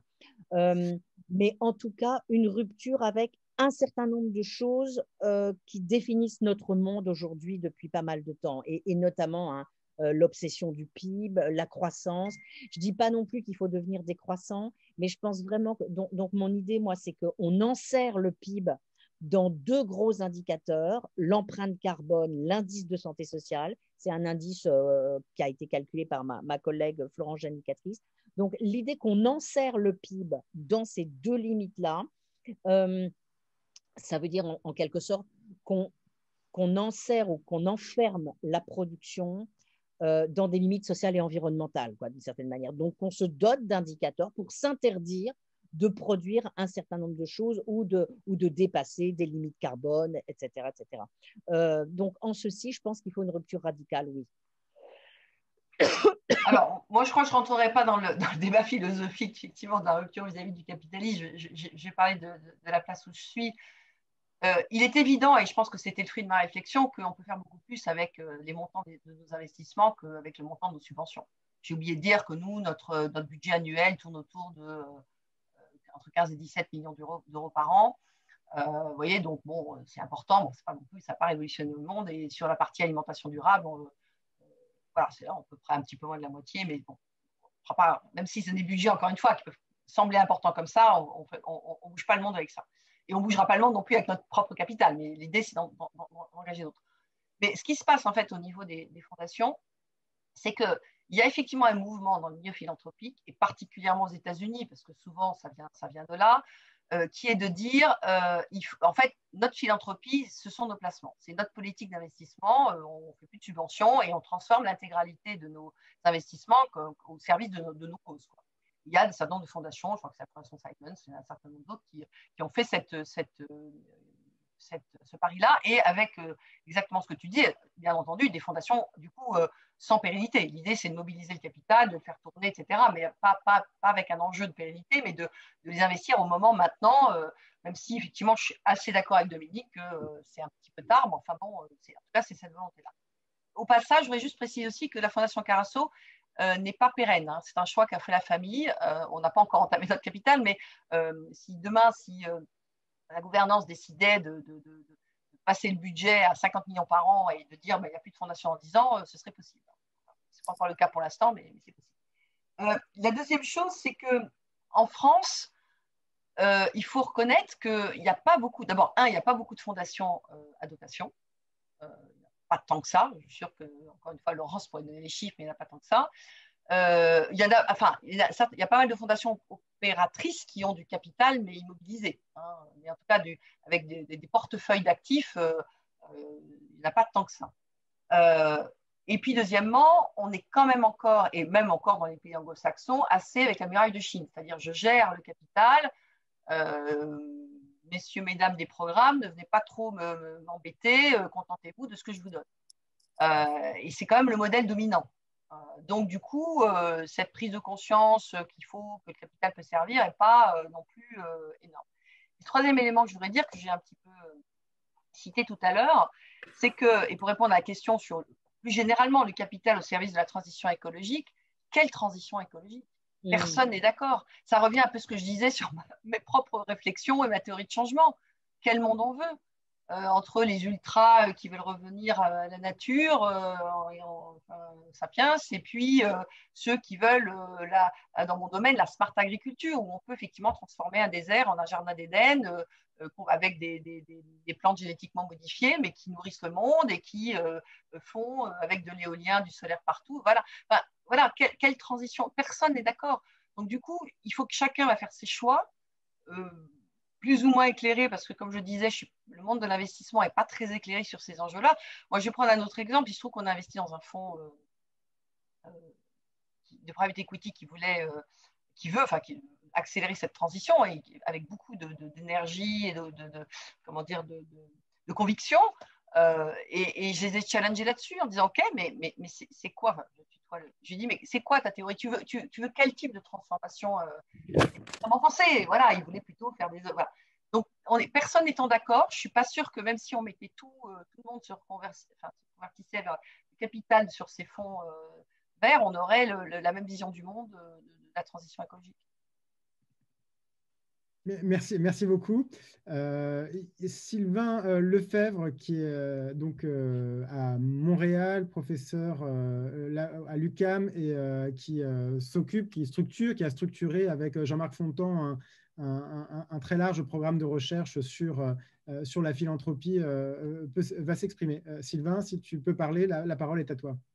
Oui, bonjour, je suis ravi de vous avoir entendu. Effectivement, tout ce dont vous avez parlé, ça a beaucoup d'écho avec ce qui se passe au Canada. Au Canada, en plus, j'allais dire, on est une économie structurellement extractiviste, fondamentalement extractiviste. Donc, toutes les grandes fortunes faites au Canada, il n'y a pas moyen de s'en sortir. Il n'y a pas moyen de s'en sortir. Donc, que ce soit là aussi dans l'accumulation de la fortune, que ce soit dans les placements sur les marchés financiers au Canada, il y a vraiment un enjeu et qui en plus, nous, est lié aux questions des énergies fossiles, mais aussi, nous, il y a la question aussi territoriale par rapport aux Premières Nations, à l'exploitation des territoires, à la négation de modes de vie. Donc, la question environnementale et la question sociale en ce moment, la question de la décolonisation, en fait, plus largement, a éclaté en fait, dans le monde philanthropique comme elle a éclaté dans la société canadienne, en fait, il y a assez peu de temps. Par rapport à ce que vous disiez, Mme Maradex en parlait un petit peu là, sur les différences entre les fondations, et je pense que c'est effectivement, jusqu'à il y a peu de temps au Canada, c'était vraiment les fondations environnementales. Sur les thématiques environnementales qui s'intéressaient à ça, et pour les autres, c'était un non-sujet. Bon. Aujourd'hui, effectivement, comme elle l'a dit, la question, c'est plus est-ce qu'on est une fondation qui travaille sur l'environnement ou pas. Effectivement, c'est un questionnement transversal, mais on est au tout début de ce questionnement-là encore au Canada. Ça commence à bouger vraiment depuis 4-5 ans.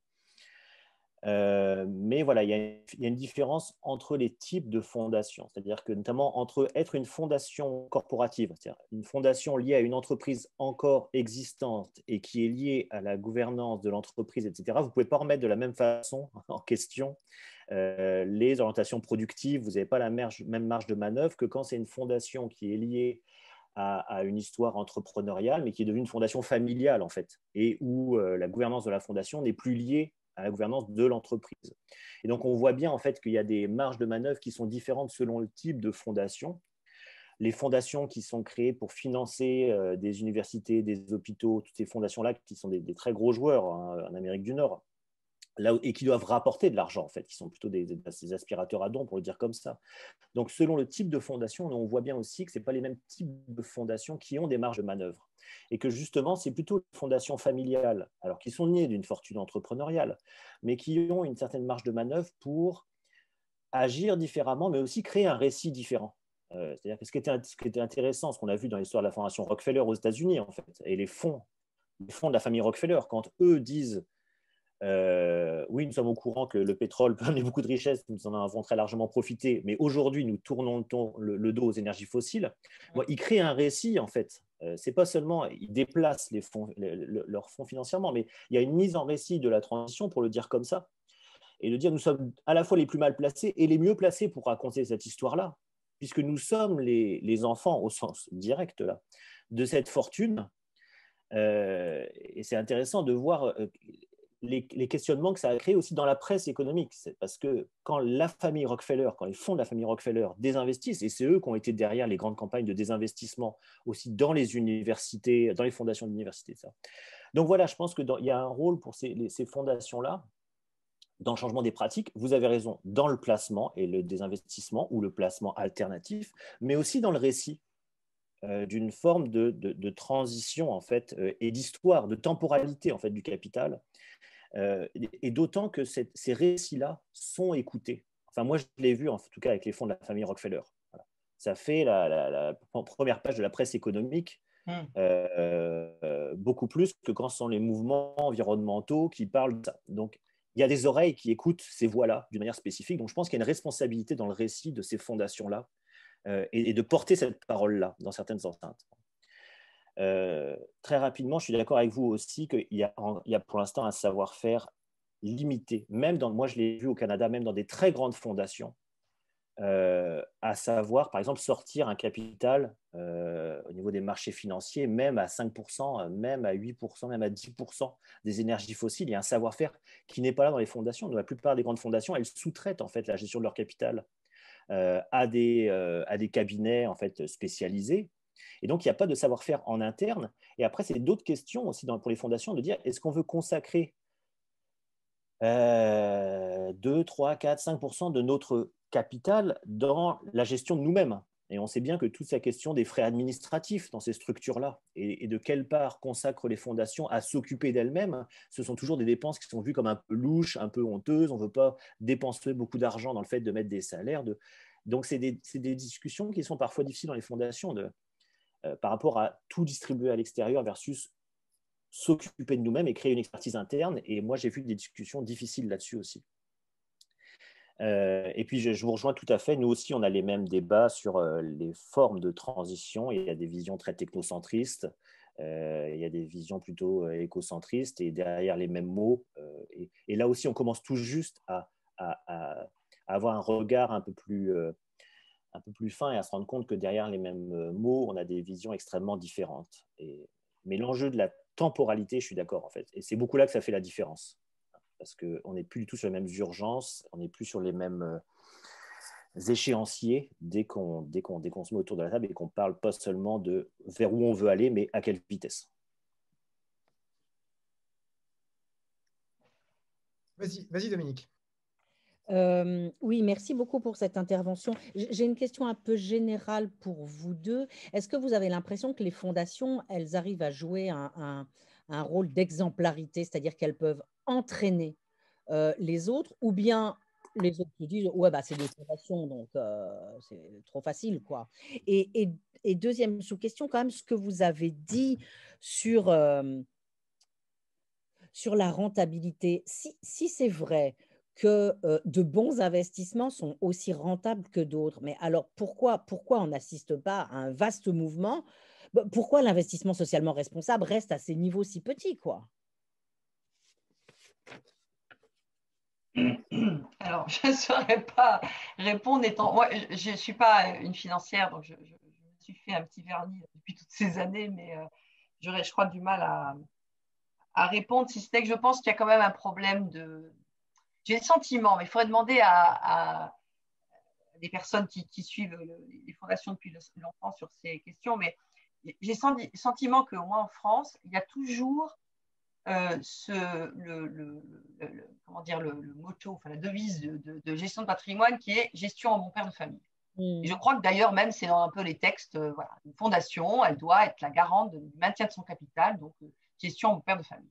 Et donc, du coup, il y a des stratégies financières assez classiques, assez, voilà, où on sait qu'on est à peu près assuré d'une rentabilité fixe, etc., et qu'il y a peu de prise de risque. C'est vrai que quand on a structuré notre stratégie financière, on a ce qu'on appelle une stratégie dynamique, parce qu'on a, on a pas mal d'actions. Alors, on n'est pas à 100% en actions, mais on en a quand même beaucoup. Voilà. Puis on a des actifs illiquides, on a, voilà, donc on a un acteur patient, un capital patient, comme j'ai appris ça. Voilà. Et je pense que beaucoup de fondations ne sont pas dans ces stratégies-là, ils sont dans des stratégies beaucoup plus pépères. Et les classes ISR sont des produits, je veux dire, relativement nouveaux, c'est pas nouveau, mais enfin relativement nouveaux, et qui sont probablement assez méconnus, qui probablement n'avaient pas encore, alors je vais prendre l'anglicisme qu'aiment bien les financiers, de track record, c'est-à-dire en gros d'historique de performance, on va dire ça comme ça, même si quand même ça commence à être bien documenté. Moi, ce que j'ai découvert quand même, hein, pour ma petite formation là, que j'ai depuis un peu moins de 10 ans, et surtout depuis 2015, parce que c'est là qu'on a accéléré, et quand j'ai vu un peu tous les gérants d'actifs, vous savez, on fait des beauty contests là, pour les choisir avec des appels d'offres, moi j'ai quand même eu pour beaucoup le sentiment que c'était, alors vraiment, on le fait parce qu'il fallait le faire, mais pas outillé. Les gérants d'actifs qui ont vraiment compris ce que c'était qu'ISR, donc qui ont des équipes, qui ont des vrais travaux d'année, il n'y en a pas tant que ça finalement. Donc c'est encore relativement nouveau. Je pense que du coup, ils ont aussi leurs preuves à faire. Par exemple, nous, on a un gestionnaire très, très traditionnel américain qu'on a poussé dans ce retranchement. On a un fonds dédié, donc on lui a imposé notre charte et il a dû créer quelque part un modèle. Et quand il a vu les performances, du coup, il le propose à d'autres maintenant. Nous, on est contents. Mais ce qui prouve que c'est encore nouveau, qu'il y a encore beaucoup de gérants qui ne maîtrisent pas ça bien. Donc, entre, je dirais, la relative nouveauté chez les gérants d'actifs et un peu de frilosité de la part, voilà, je pense que ça. Alors, j'espère que ça va. Alors, nous, effectivement, l'idée, c'est que moi, on a fait notre premier rapport d'impact. On a sorti il y a quelques mois, fin l'année dernière.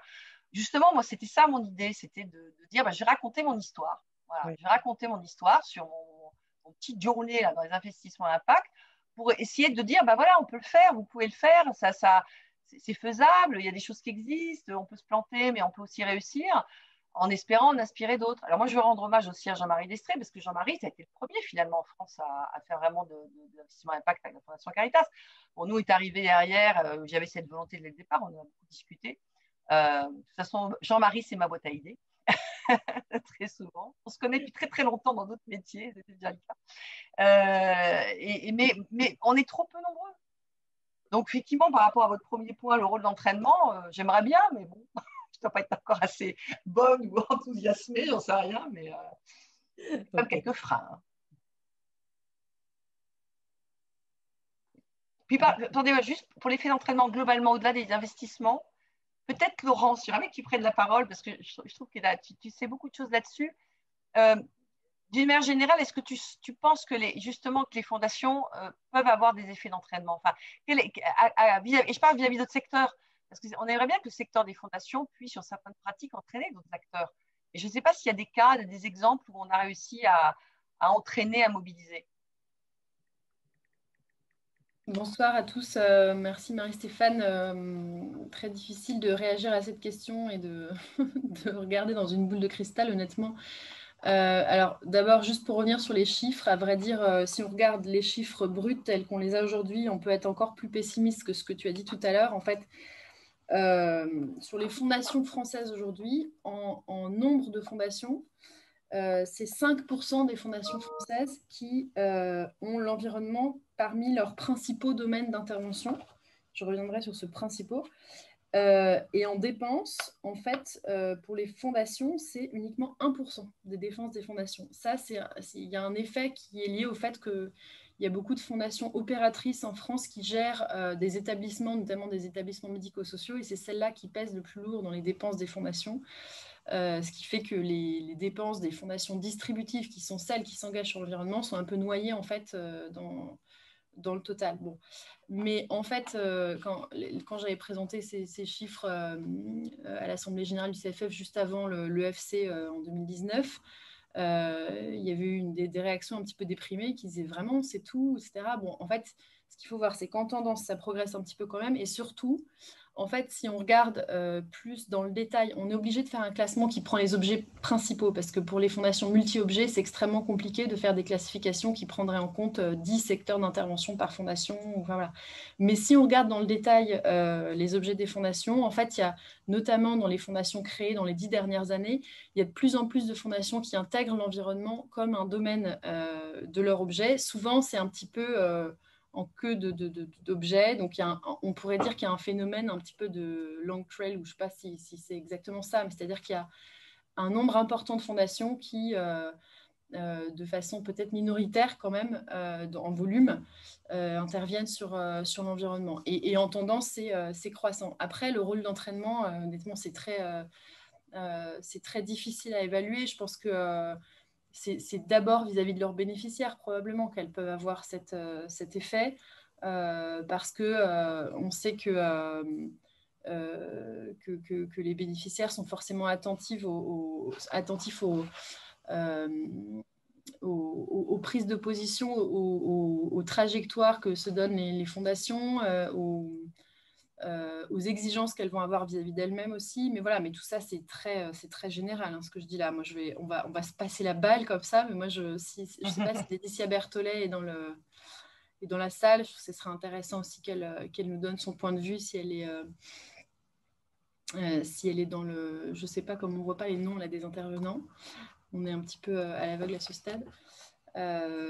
Après, ça peut être aussi les fondations d'entreprise qui ont un effet sur leur propre entreprise. Les fondations d'entreprise peuvent jouer ce rôle d'aiguillon, en fait, y compris pour des grands groupes. Et ça peut être assez puissant, pour le coup. Parce que là, on peut parler de volumes très importants. Et voilà. De fondations bancaires, par exemple, ou de fondations... Est-ce qu'il y a d'autres réactions sur ce sujet?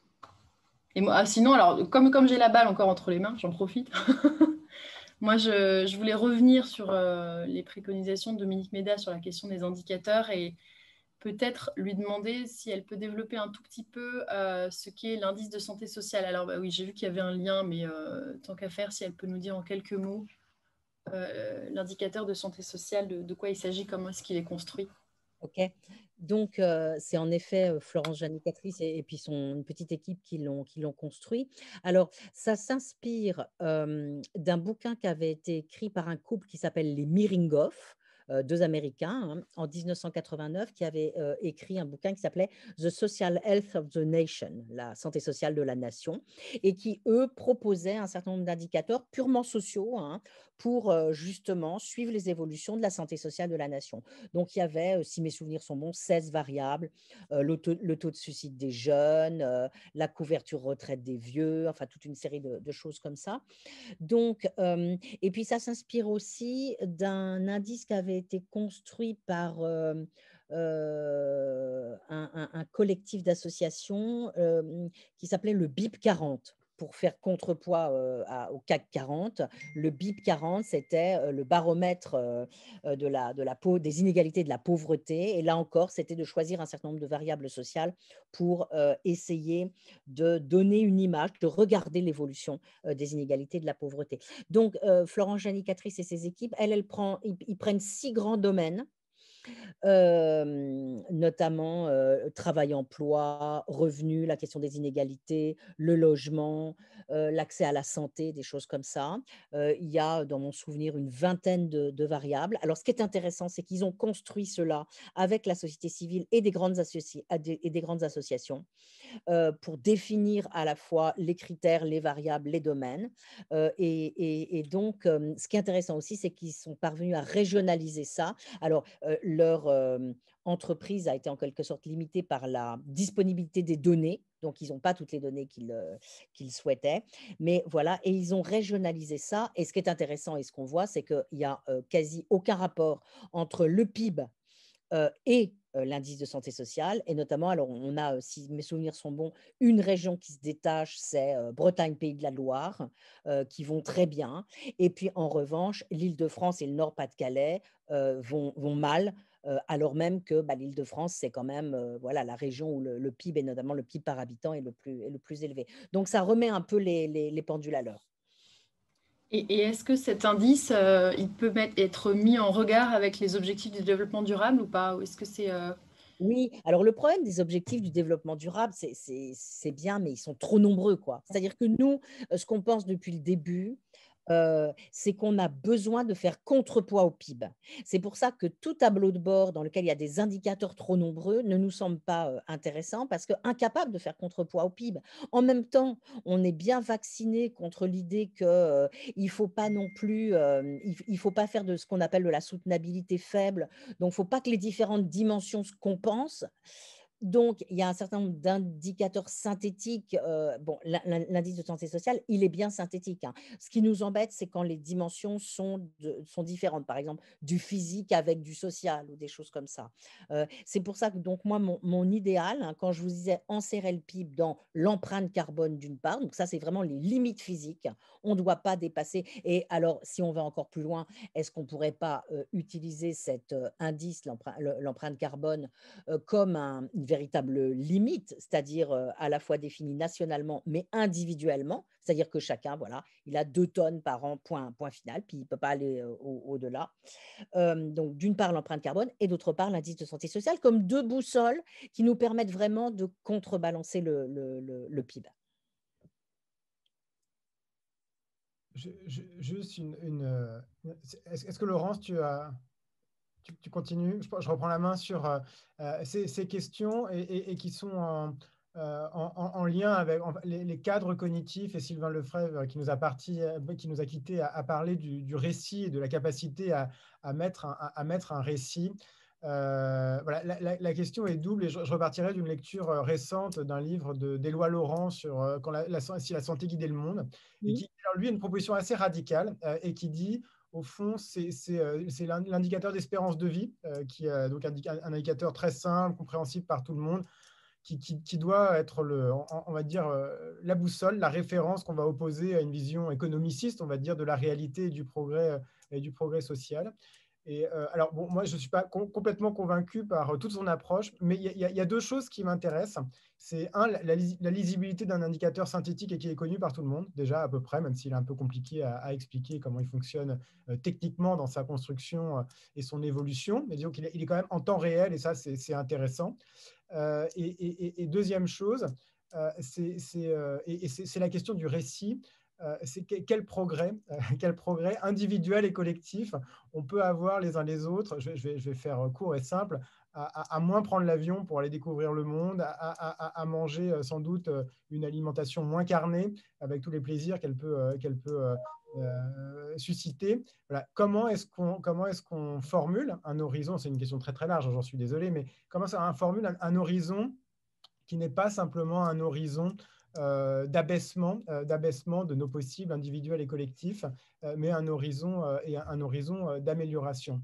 Et juste pour faire une boucle avec les questions d'alimentation qui préoccupent beaucoup la Fondation Danielina Carasso et Marie-Stéphane à titre personnel, c'est quand même intéressant de voir comment ces questions de normes alimentaires notamment et de normes de consommation alimentaire se diffusent dans la société. Pour faire très simple, on voit bien qu'il y a un certain nombre de préoccupations, le bio, la limitation de l'alimentation carnée, qui sont entrées dans les esprits d'un certain nombre de catégories, notamment les catégories, les CSP+, et plus de la population. Il y a des changements de comportement qui ont été occasionnés.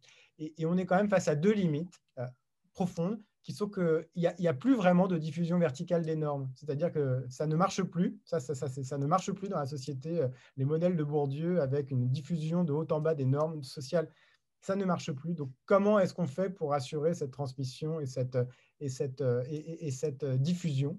Et d'autre part, on voit qu'il y a sur certains pôles des résistances, et qu'on voit aujourd'hui dans d'autres domaines, sur la vaccination. Enfin, il y a des résistances de catégories nombreuses, importantes de la population, et pour le dire très très vite, sans lesquelles aucune politique progressiste ne pourra être conçue et mise en œuvre. Donc c'est des questions très larges, mais si je devais la résumer, c'est comment est-ce qu'on construit un récit pour proposer autre chose qu'une réduction qui limiterait un programme, le confinement pour répondre au Covid, pour faire simple. Oui. Alors, je laisserai la sociologue philosophe répondre de manière plus académique et philosophique là-dessus.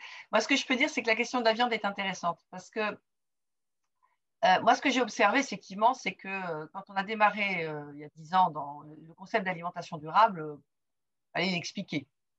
Maintenant, il n'y a pas un magazine, machin, enfin, ça a été assez rapide, c'est vrai. En tout cas, est-ce que c'est un récit, j'en sais rien, mais en tout cas, la compréhension qu'il faut qu'on arrête, que ce n'est pas bon ni pour la santé des hommes ni de la planète. Mais si je reviens au monde philanthropique, la question de la viande, c'est super intéressant parce que les grandes fondations environnementalistes anglo-saxonnes, alors je dis anglo-saxonnes, c'est principalement américaine, mais il y a aussi, je pense à une grande fondation qui n'est pas anglo-saxonne, mais qui est suisse, mais enfin bon, avec des intérêts, enfin bref, ont accéléré quelque part la prise en compte de la question climatique, beaucoup par le biais de l'alimentation. Parce qu'ils se sont rendus compte qu'effectivement, l'alimentation, c'était une manière de travailler un récit qui touchait beaucoup plus l'individu que les questions énergétiques, par exemple, les questions même de biodiversité. Finalement, ça parle plus à un individu, son corps et ce qu'il va manger, même que la perte des oiseaux communs à Paris, etc. Et donc, du coup, ces grandes fondations, se sont accaparées ce sujet, et beaucoup avec l'entrée viande, enfin, voilà, au moins consommation de viande, bien-être animal aussi, qui est un peu lié. Et deux, alors probablement à cause de Trump, se sont dit, notre nouveau terrain de jeu, c'est l'Europe. Et donc, du coup, on a vu arriver, et alors, on l'a vu arriver, et d'autant plus, de manière d'autant plus surprenante, c'est qu'on a été repéré, en tout cas pour la France, comme l'expert de ces sujets en France. Donc, on a été un peu une espèce de plaque directionnelle, de centre de garde-triage, en quelque sorte, de beaucoup de ces fondations qui, du coup, cherchaient à investir, alors au sens subvention, hein, dans des projets français.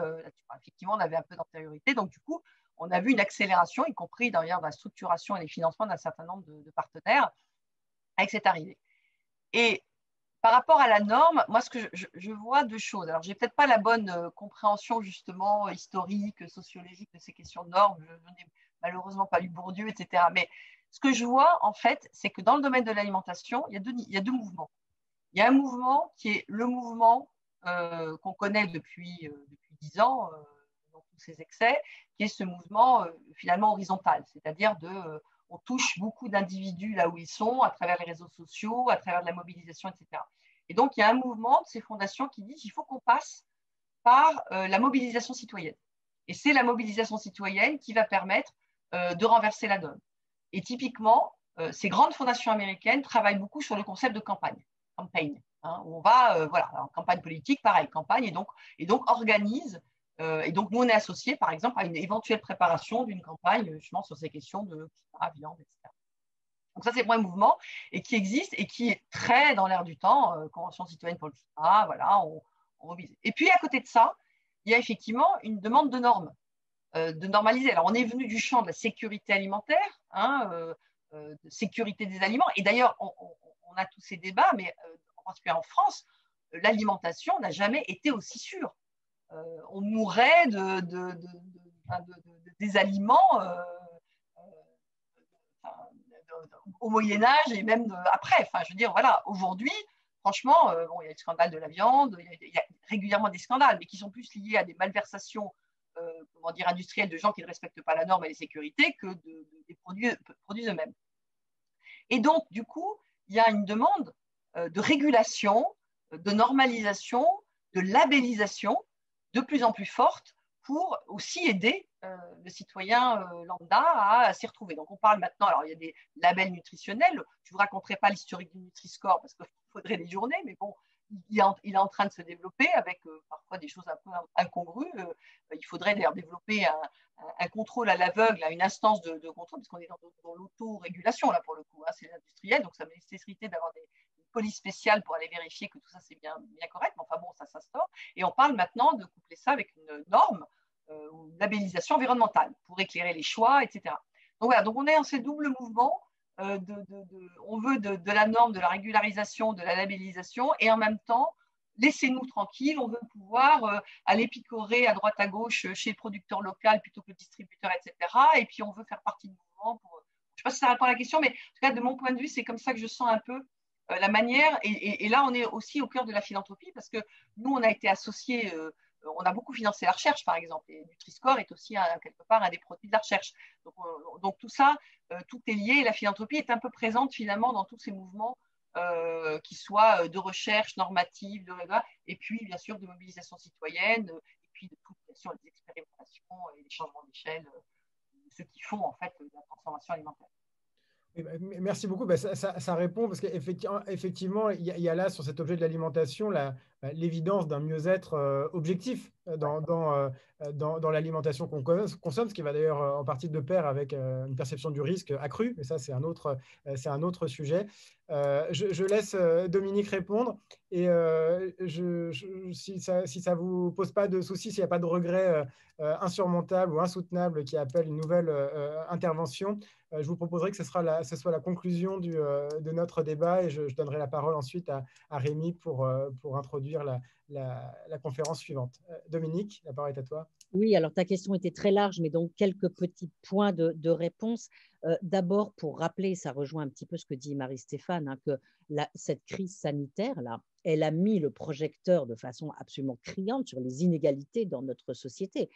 Parce que qu'est-ce qu'on voit quand même? Que là, on nous parle toujours de l'âge. On nous dit que c'est les gens âgés qui meurent de la Covid. Mais moi, je ne suis pas tellement d'accord. C'est les gens qui ont des comorbidités. Et donc, les services de réanimation, hein, ils sont pleins d'obèses, quoi. Donc, on a vraiment là le problème social qui nous explose à la figure. C'est vrai que si ces gens avaient une alimentation moins dégueulasse, ça se passerait sûrement mieux, quoi. Donc, je trouve que là, on a un point de réflexion important à avoir.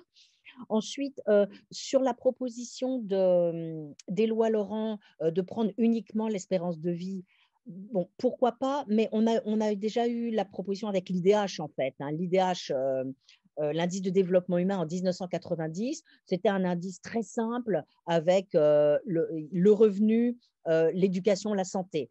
Alors, ne revenir qu'à l'espérance de vie, c'est un peu gênant. En revanche, tout ce que dit Éloi Laurent sur l'importance de mettre la santé au premier plan, parce qu'en effet, les gens y sont attachés, c'est susceptible de nous entraîner, ça, je suis tout à fait d'accord. Et puis, pour finir, sur le progrès, le récit qu'on peut avoir, moi, il me semble qu'on peut construire, on ne le fait pas assez, hein, mais qu'il faut montrer le futur désirable, quoi. C'est-à-dire, qu'est-ce que ça sera, de quoi on profitera dans cette nouvelle société une fois qu'on sera passé de l'autre côté en quelque sorte. Hein.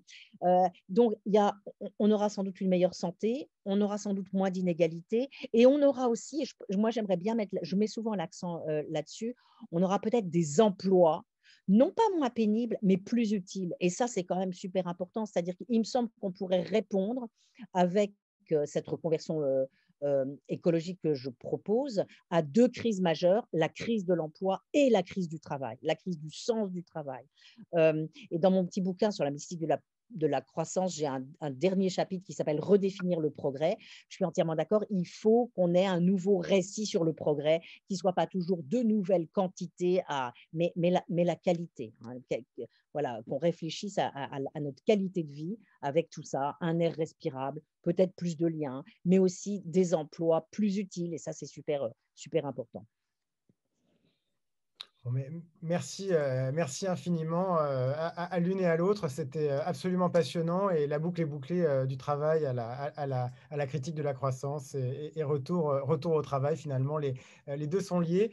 Donc, merci mille fois. Je donne la parole à Rémi pour annoncer la prochaine conférence de PSSP. À très bientôt à toutes et à tous. Bonsoir à toutes et tous, et merci beaucoup Dominique et Marie-Stéphane pour ces présentations. vous parliez des récits et j'ose même parler des imaginaires désirables. Et on a bien pu discuter aussi des alliances que l'on pouvait mener pour y parvenir.